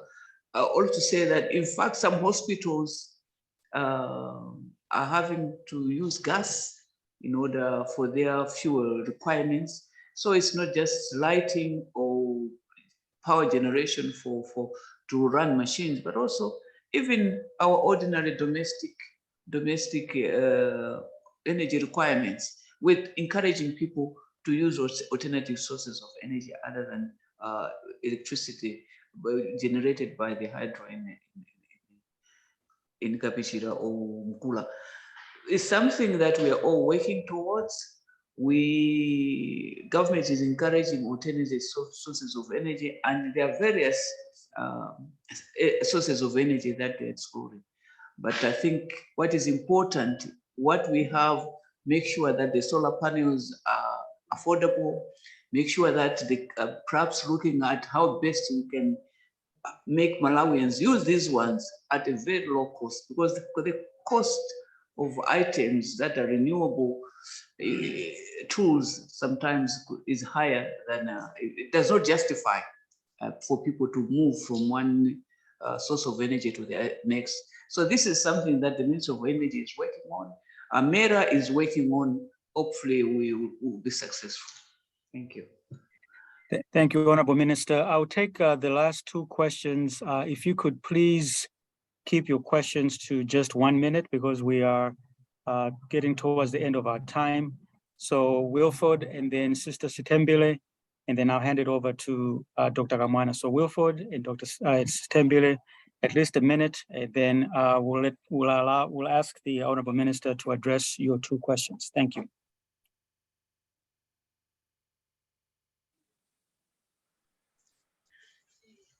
Thank you so much. Thank you so much, Honorable Minister, and all the government officials and my fellow colleagues here. I hope you understand me clear.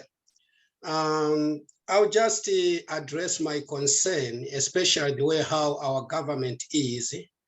When I talk about government, I don't talk about the officials, but us as a nation, because what is happening in Malawi, it is really a shame, especially to every person who loves our country. Likewise, the issue of demonstrations. We understand that many people who are doing demonstrations are the young guys, but it's not about those young guys, but are the politicians who are using for their own personal gain to employ these young guys to go on demonstrations. So I think the government has also to take an action. What are they doing in all these things? Because we can see that most of these now demonstrations are people who are prone to money. So they are being bribed to go outside and destroy other people's things and properties, of which the government has to take an action. For instance, what happened this week about staging up abduction. Okay, the minister, whatever, an MP spoke maybe in the parliament, and there's all over in the social media. What are you doing? Do you think, can you not, if a person has staged up or whatever, is that person in the police custody to testify what really happened? And we don't hear anything, because if I have, it's just like you are mocking our nation. So definitely you as a government, there are other things you have to be more strong to make sure that you avoid these useless things that are happening now in Malawi. Like last time it was Kamlepo, now this guy. We are not saying that he staged it, but there is police. In the time of a long time, even if you steal government property, you find that before even the police came, people have already said that this one, you go yourself to say, I have done this thing. But why today these things are happening and there's no any protocol to say, okay, let the police hold the person, let him testify. What really happened? So it is a mockery to a nation. When we talk about corruption, it is really everywhere. Okay, I wanted to build a house in Mzuzu. You find that they says, no, there's this payment. I said, okay, the ground fee, whatever. They says about $1 million something. Okay, can you not find some incentives so that you can do to people in diaspora, maybe get out of the city things to say, whoever comes and invest here, building here properties, there's these things, we're going to get them out, so that the people in diaspora can be in a position to come in to say, I'm going to build something here. I'm going to invest in my city or in my country. But all these things we must have also as a city or in a whatever it is that the government bring some incentive. How will people now who are Malawians, but they are coming in, who wants to invest? We're now at 3 minutes. So if you could wrap up your question, and then we need to go to Mr. Stembele. Thank you. All right. So I just wanted to come up with the mindset, what also my colleague has spoken. When we talk about mindset, it starts from you people who are speaking about mindset. Likewise, if people they are found like corrupt and whatever, You people as the government people, you are teaching about that mindset, you are addressing the nation, but at the end of the day, you are the one also enticing these people to block or to protect you when wrong things are happening. So Okay, I want to ask, what is the government doing in setting up the mindset which you are telling us at the end of the day, you are the people now who are influencing those things. Thank you so much. Thank you so much. Let's go to Sister Tembele, and that will be the last question we're going to take, and then I'll hand it over to Dr. Ramana before the Honorable Minister answers. I just have two quick questions. Could you give us an idea on how much of the budget is allocated to the diaspora or the diaspora desk? And the second question is, does the president or the ministry have advisors on diaspora matters? If they are there, who are they? And do we have any representation from the diaspora? Thank you.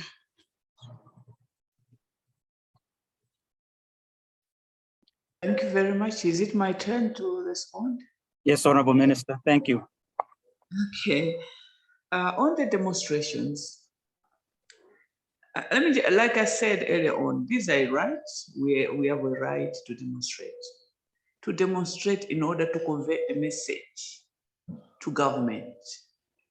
But as we have noted, other elements have infiltrated, some allegedly political, some thuggery.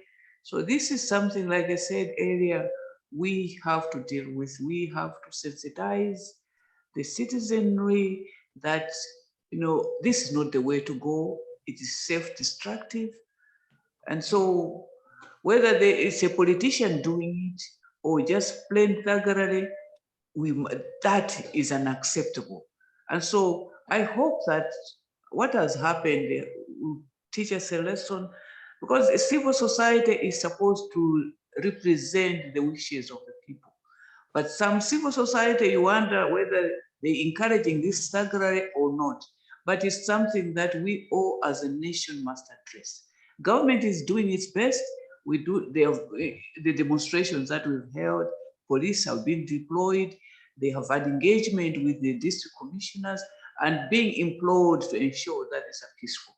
But what happens is when the demonstrators disperse as they go home, that's when most of this looting occurs. So even though you have deployed the police as they move to the destination to submit the petition, but when they disperse, then these people, the thugs, then they will go, as they go home, destroying properties to steal. So that's the challenge that we have as government. So it's not like the police are not doing their job, but the police cannot be found in every corner of the city. That is why I said we as Malawians have to take this responsibility. How do we sensitize our people? That is, this is not the way to go.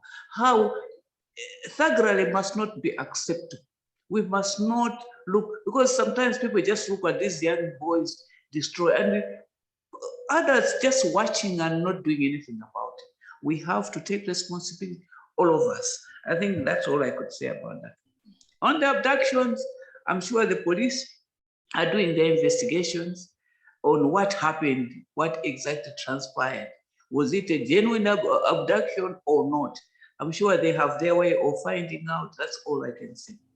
But to get back to what the police have done, some people were apprehended. In fact, I think the first demonstration that occurred 2 weeks ago, about 76 people were arrested for their part in the destruction of property. So the police are doing something, but we all have to do something. On the incentives to stop, incentives to people in the diaspora, this is something that we will engage with the Minister of Lands. I hope I got your question right, that certain things have to be done to assist the diaspora to invest, for example, to construct homes and or to construct whatever land, provision of land. This is something perhaps we need to engage with the Minister of Lands to see what can best be done. On the mindset change, you know, mindset change it's not something that you set out, that it's not like you're building a house that today we shall have mindset change. Mindset change is a process. We have to work at it continuously, work at mindset change. It will not happen in one single day or in a month or in 2 months. It's something that we have to inculcate in our society. From an early age, you inculcate a way of doing things that helps the country, that is beneficial to the country, that our kids from an early age will have that sense of responsibility in little things that they do. And for people, us working in public office, we have to have perhaps a refresher course. There has to be consequences for whatever that we're doing, because that's the only way we are going to encourage our minds, a different way of doing things. People should be afraid of indulging in corruption. People must not be celebrated when they have enriched themselves because of proceeds from corruption. Because I think we've come to a stage that because they have made money from corruption. And we tend to say things that tend to make them less ashamed of the corrupt ways that they've been engaging in. So we as a nation, we have to condemn, we have to name and shame when things happen. People must know that these are public resources. This is for the good of Malawians, and that they have been charged with that responsibility to look after those resources. So it's a continuous process. It's not a day's process. I hope I've responded adequately. You want to add? Sorry for interruption, Honorable. On a mindset, let us just speak one thing on mindset. I am a pastor. If somebody has said, okay, maybe we have put up a rule, maybe I teach about mindset, then tomorrow they come to say, okay, but the Western pastor has done this. And when people, they come, they want to find out, it is me, myself, to teach, to walk the talk. What I would do, I said, leave them, I am going. Let I be found myself innocent. Therefore, whoever listens my message, they will say, yes, he is leading by the example. Then the mindset, what I'm preaching, it will be also on the people. But if myself, people now, they're coming, they're blocking me, and I'm quiet, I'm said, then what will people go to? I'm teaching people about mindset. There's nothing. So you people who are in authority, who are in charge or in government, when you talk about mindset, you are the one who will take those things downward, the way how you are doing your actions when things are happening. Okay, Pastor, that is noted. That is noted. I think we need to do more. Perhaps that's the message you're trying to convey, that we need to do more. And I think we're doing a lot, but there's always room for improvement. But it's all of us. It's not like just people in government, it's not just cabinet, it's not just the president, it's all of us, you people in the faith leaders and teachers, whatever we are, people that are leaders, we are supposed to preach the message of a mindset change that is positive for the better things, for the betterment of Malawi. So the point is taken, Pastor. Thank you, Honorable Minister. Dr. Kamwana, are you on? Yes, indeed. I'll hand it over to you. I will just mention the fact that there isn't much to curate anymore from the chat box. There have been 1 or 2 comments about e-government and how slowly it appears that government is taking up electronic banking. So for example, when individuals have to pay for forms, for applications and things like that from the diaspora, it seems that's not possible. They have to find someone to pay for services from back home. And could we please work on digitizing some of these services, if not most of these services? So that was the other comment that came up prominently. At this point, it just remains me to thank profusely my co-hosts on this forum, but Before I actually hand over, there is one that's just come up to me privately, Honorable Minister. There was recently in the press the issue of the AU passport. What is government's position on adopting the AU passport? I'm not sure I quite understand what that is about, but it looks as if that's to do with an African passport. So perhaps in your closing remarks, Honorable Minister, if you could speak to that as well. And as I said, it remains me now to thank Dalitso and Naomi, who have helped facilitate this. And we will now hand the reins back to Honorable Mainala, who will help us wrap up and invite the Honorable Minister to close with her closing remarks.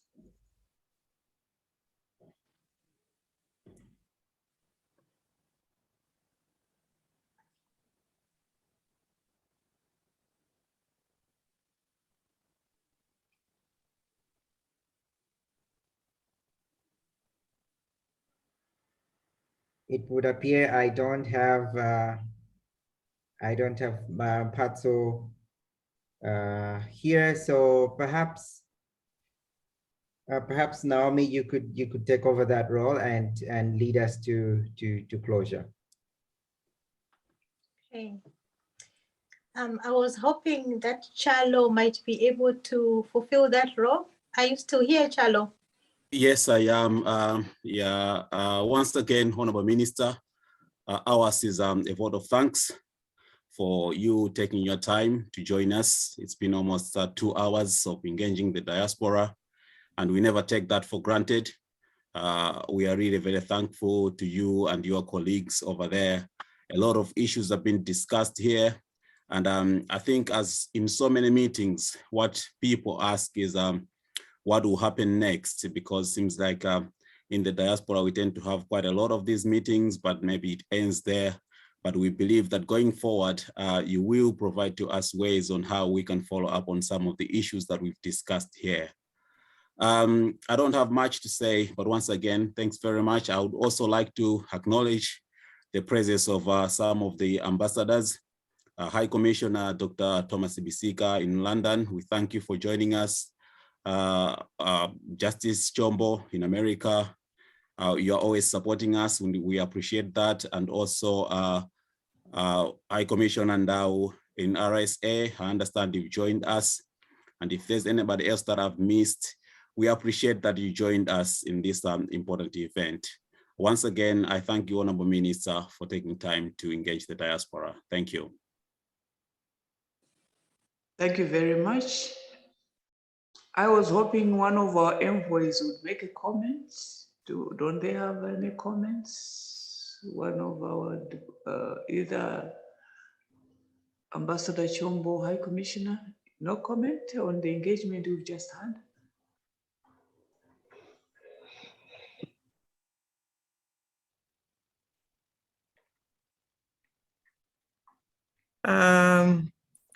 Thank you very much, Honorable Minister.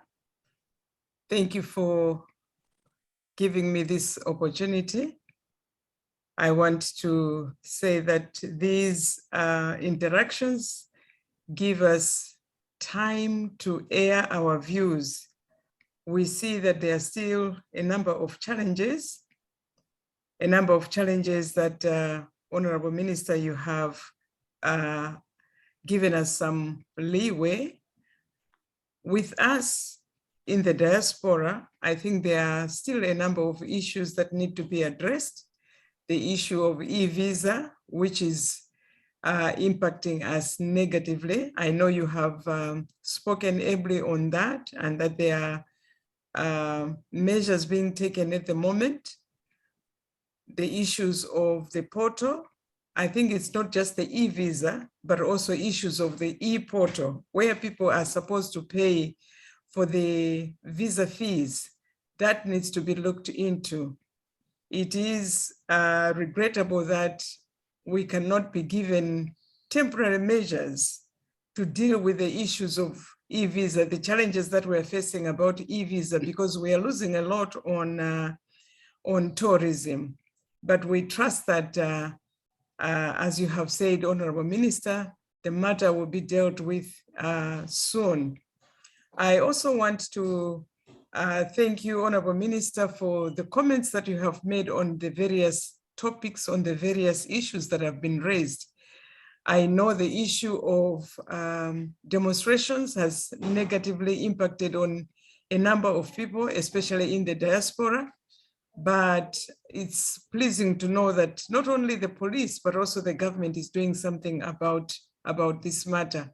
Indeed, it is a right that people have, but maybe the right needs to be managed well, also taking into consideration the obligations that the people that are going on strike or that the people that are demonstrating have. We wish our government well. We wish Malawi well. I want to believe that the efforts that we are taking in the diaspora will soon begin to make significant difference on the ground. And so we few remarks just to say thank you so much. We'll continue to collaborate. We'll continue to speak to the issues that are affecting us. And I just want to say, Honorable Minister, thank you so much for making yourself available, and for the PS and for the other officials, government officials that have been with us from the beginning up to this very end, and for the other ambassadors and high commissioners that are on this group. We'd like to know what is happening, because that will also help us to on how to interact with the diaspora. There is a big interest in the diaspora, as you may see, and we hope that these collaborations will continue. We may also ask, Honorable Minister, that maybe if we could have an officer at Ministry of Foreign Affairs who could be dealing with these matters, because some people feel that this is an MCP platform, and they are very reluctant to join. But from the answers that I was given last time, I see that it's not an MCP platform, but the MCP Diaspora is actually very progressive in making sure that these collaborations continue. And so, Honorable Minister, we would ask that maybe someone from the ministry should be appointed as an officer who can be collaborating these discussions. Thank you so much. God bless you. And we wish Malawi, our nation, all the best. Thank you so much, Honorable Minister. Thank you very much, Ambassador. I don't know whether there's anybody that wants to say anything. A final word? You do? Yeah, okay. Thank you very much, Honorable Minister. Excellencies, heads of mission who have joined us, members of the diaspora, and particularly the leading team. I just wanted to say one or two things. One, just to answer the question that was raised earlier on, and I think it has been echoed by Ambassador Chombo, in terms of a diaspora point in the ministry. I just wanted to mention that our diaspora contact person in the ministry is Mr. John Kawai, who is with us. Having said that, I also just wanted to comment on the issue that was raised earlier on and was ably responded to by the Honorable Minister regarding the problems that our facilities, particularly hospitals, schools, face, and what some companies are doing in terms of corporate social responsibility. This is also an area I thought I should highlight that the diaspora can help in terms of sourcing assistance for our schools, for our hospitals, even for some of the people who are needed in the Malawi. Out there are associations, foundations, philanthropists who, if they are contacted, and I know it has been done before, they are prepared to help. And even the diaspora itself sometimes raises money to help in terms of equipping certain hospitals, schools. And indeed, there have been instances where some members of the diaspora have been able to get scholarships for some Malawian needy students. I know of an association in the UK, which has been very active in the medical field. I've just forgotten its name, but I think it's something like Malawi Medical Network, something like that. I've just forgotten it. It's been a while.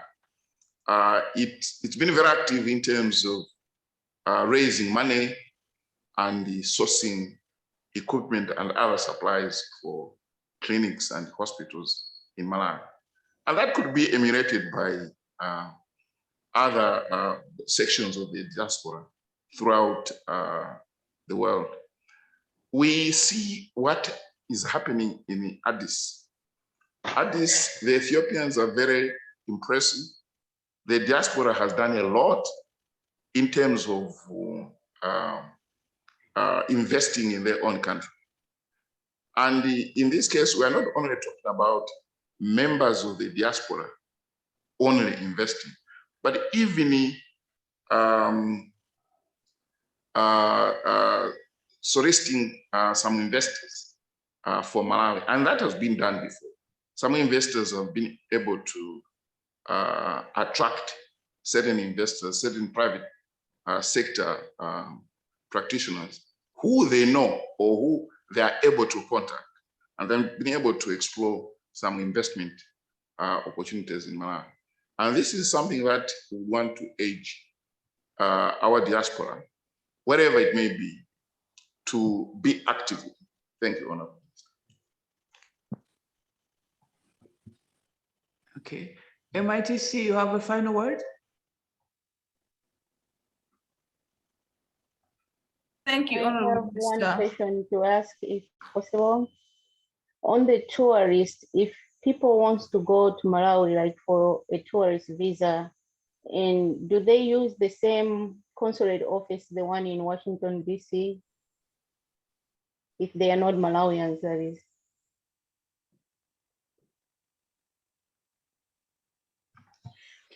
Thank you, Honorable Minister. Like I said, visa application is online, which is why we are calling it e-visa. So what you just need is to get logged in on this website. Let me just share with you the website.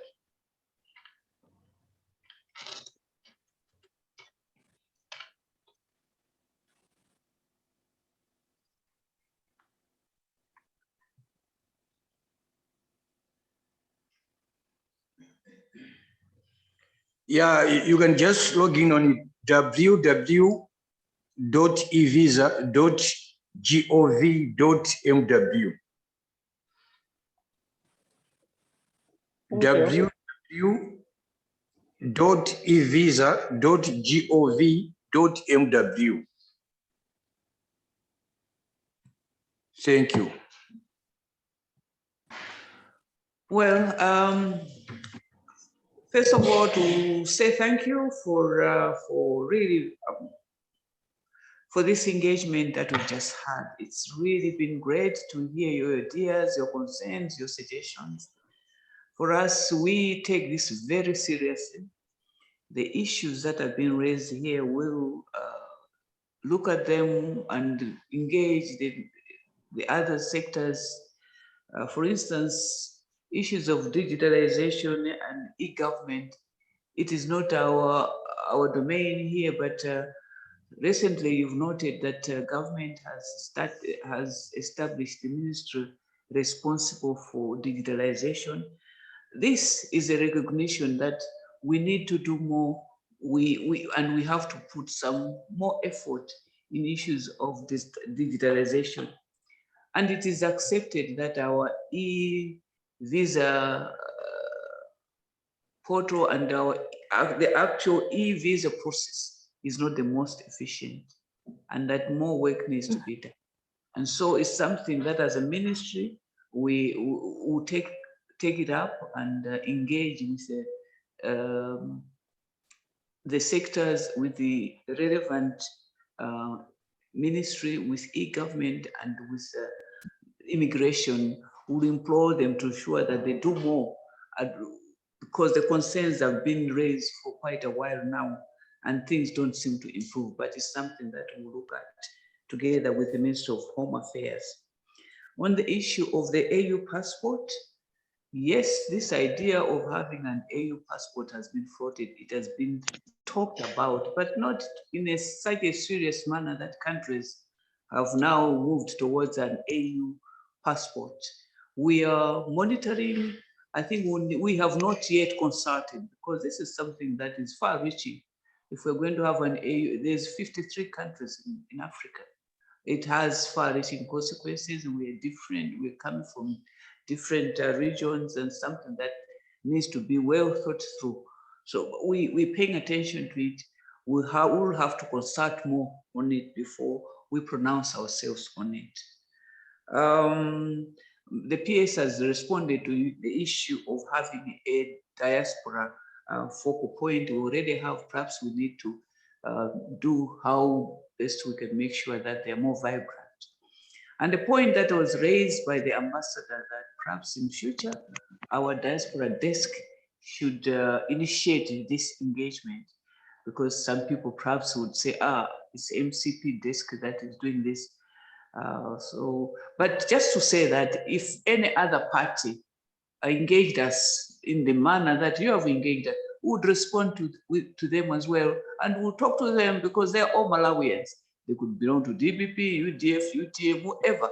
If they want to engage us on these issues, we are more than glad to do so. So people should not feel that, oh, we can't be engaged, because no, we are all Malawians, and whatever we discuss benefits everybody. I don't think people that do not belong to Malawi Congress Party, I'm sure, have benefited from this engagement we just had. But point is taken, and I think our diaspora desk will do more in future. And perhaps to say, our diaspora desk will engage with you to see when we can next have an engagement, and to respond to the issues that have been raised here, issues that we've not been able to address adequately. But thank you very, very much. I wish to thank you most profusely for having raised us, for this engagement, and for the issues that have come. This is to build Malawi, to build a better Malawi, to do things better, and to share ideas. And hopefully, a lot more people have benefited. Thank you very much. God bless you. Thank you very much, Honorable Minister and your team. I'll just echo the words of everyone else who's spoken before me, that we're very grateful that you were able to join us. And everybody else, munatenga nthawi yanu kuti ticheze limodzi madzulo ano. We do not take it for granted. Thank you very much. A new Malawi is indeed rising, and us not being physically present in the motherland is not going to stop us from being part of this new Malawi that we are building, because we so much want to be this generation that changes our country for the better. So thank you very much. A recording of this session is available on Facebook, and it will also be on the MCP Diaspora Network page if you want to listen to it later. Later on in the week, it will be posted to YouTube, so you can find it there as well. The chat facility will be open for a little while longer in case you have more questions that you'd like us to forward to the Honorable Minister and her team. If you are looking for more information on our activities, you can go to www.diasporamcp.com, or www.malawiwomenindiaspora.com. Thank you again. Before we close off, may I call upon the SG of MCPDN, Mphatso Mainala, to close for us with a word of prayer. At least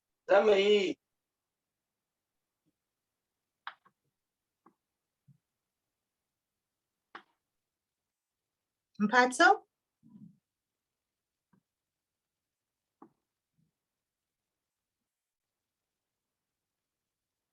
It looks like Mphatso?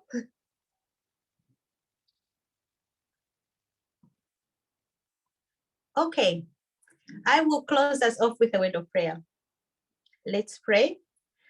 Father, we thank you for having been with us this evening. We thank you for our elders that have been here present with us, going through the issues that we feel so strongly for our motherland. We thank Can you hear for me now? this. Hello?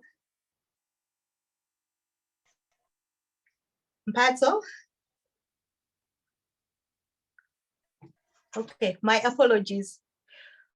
Father, thank you for this evening. We give you all honor and glory. And as we dispense, we pray that you be with us. You strengthen our resolve to make our country a better place.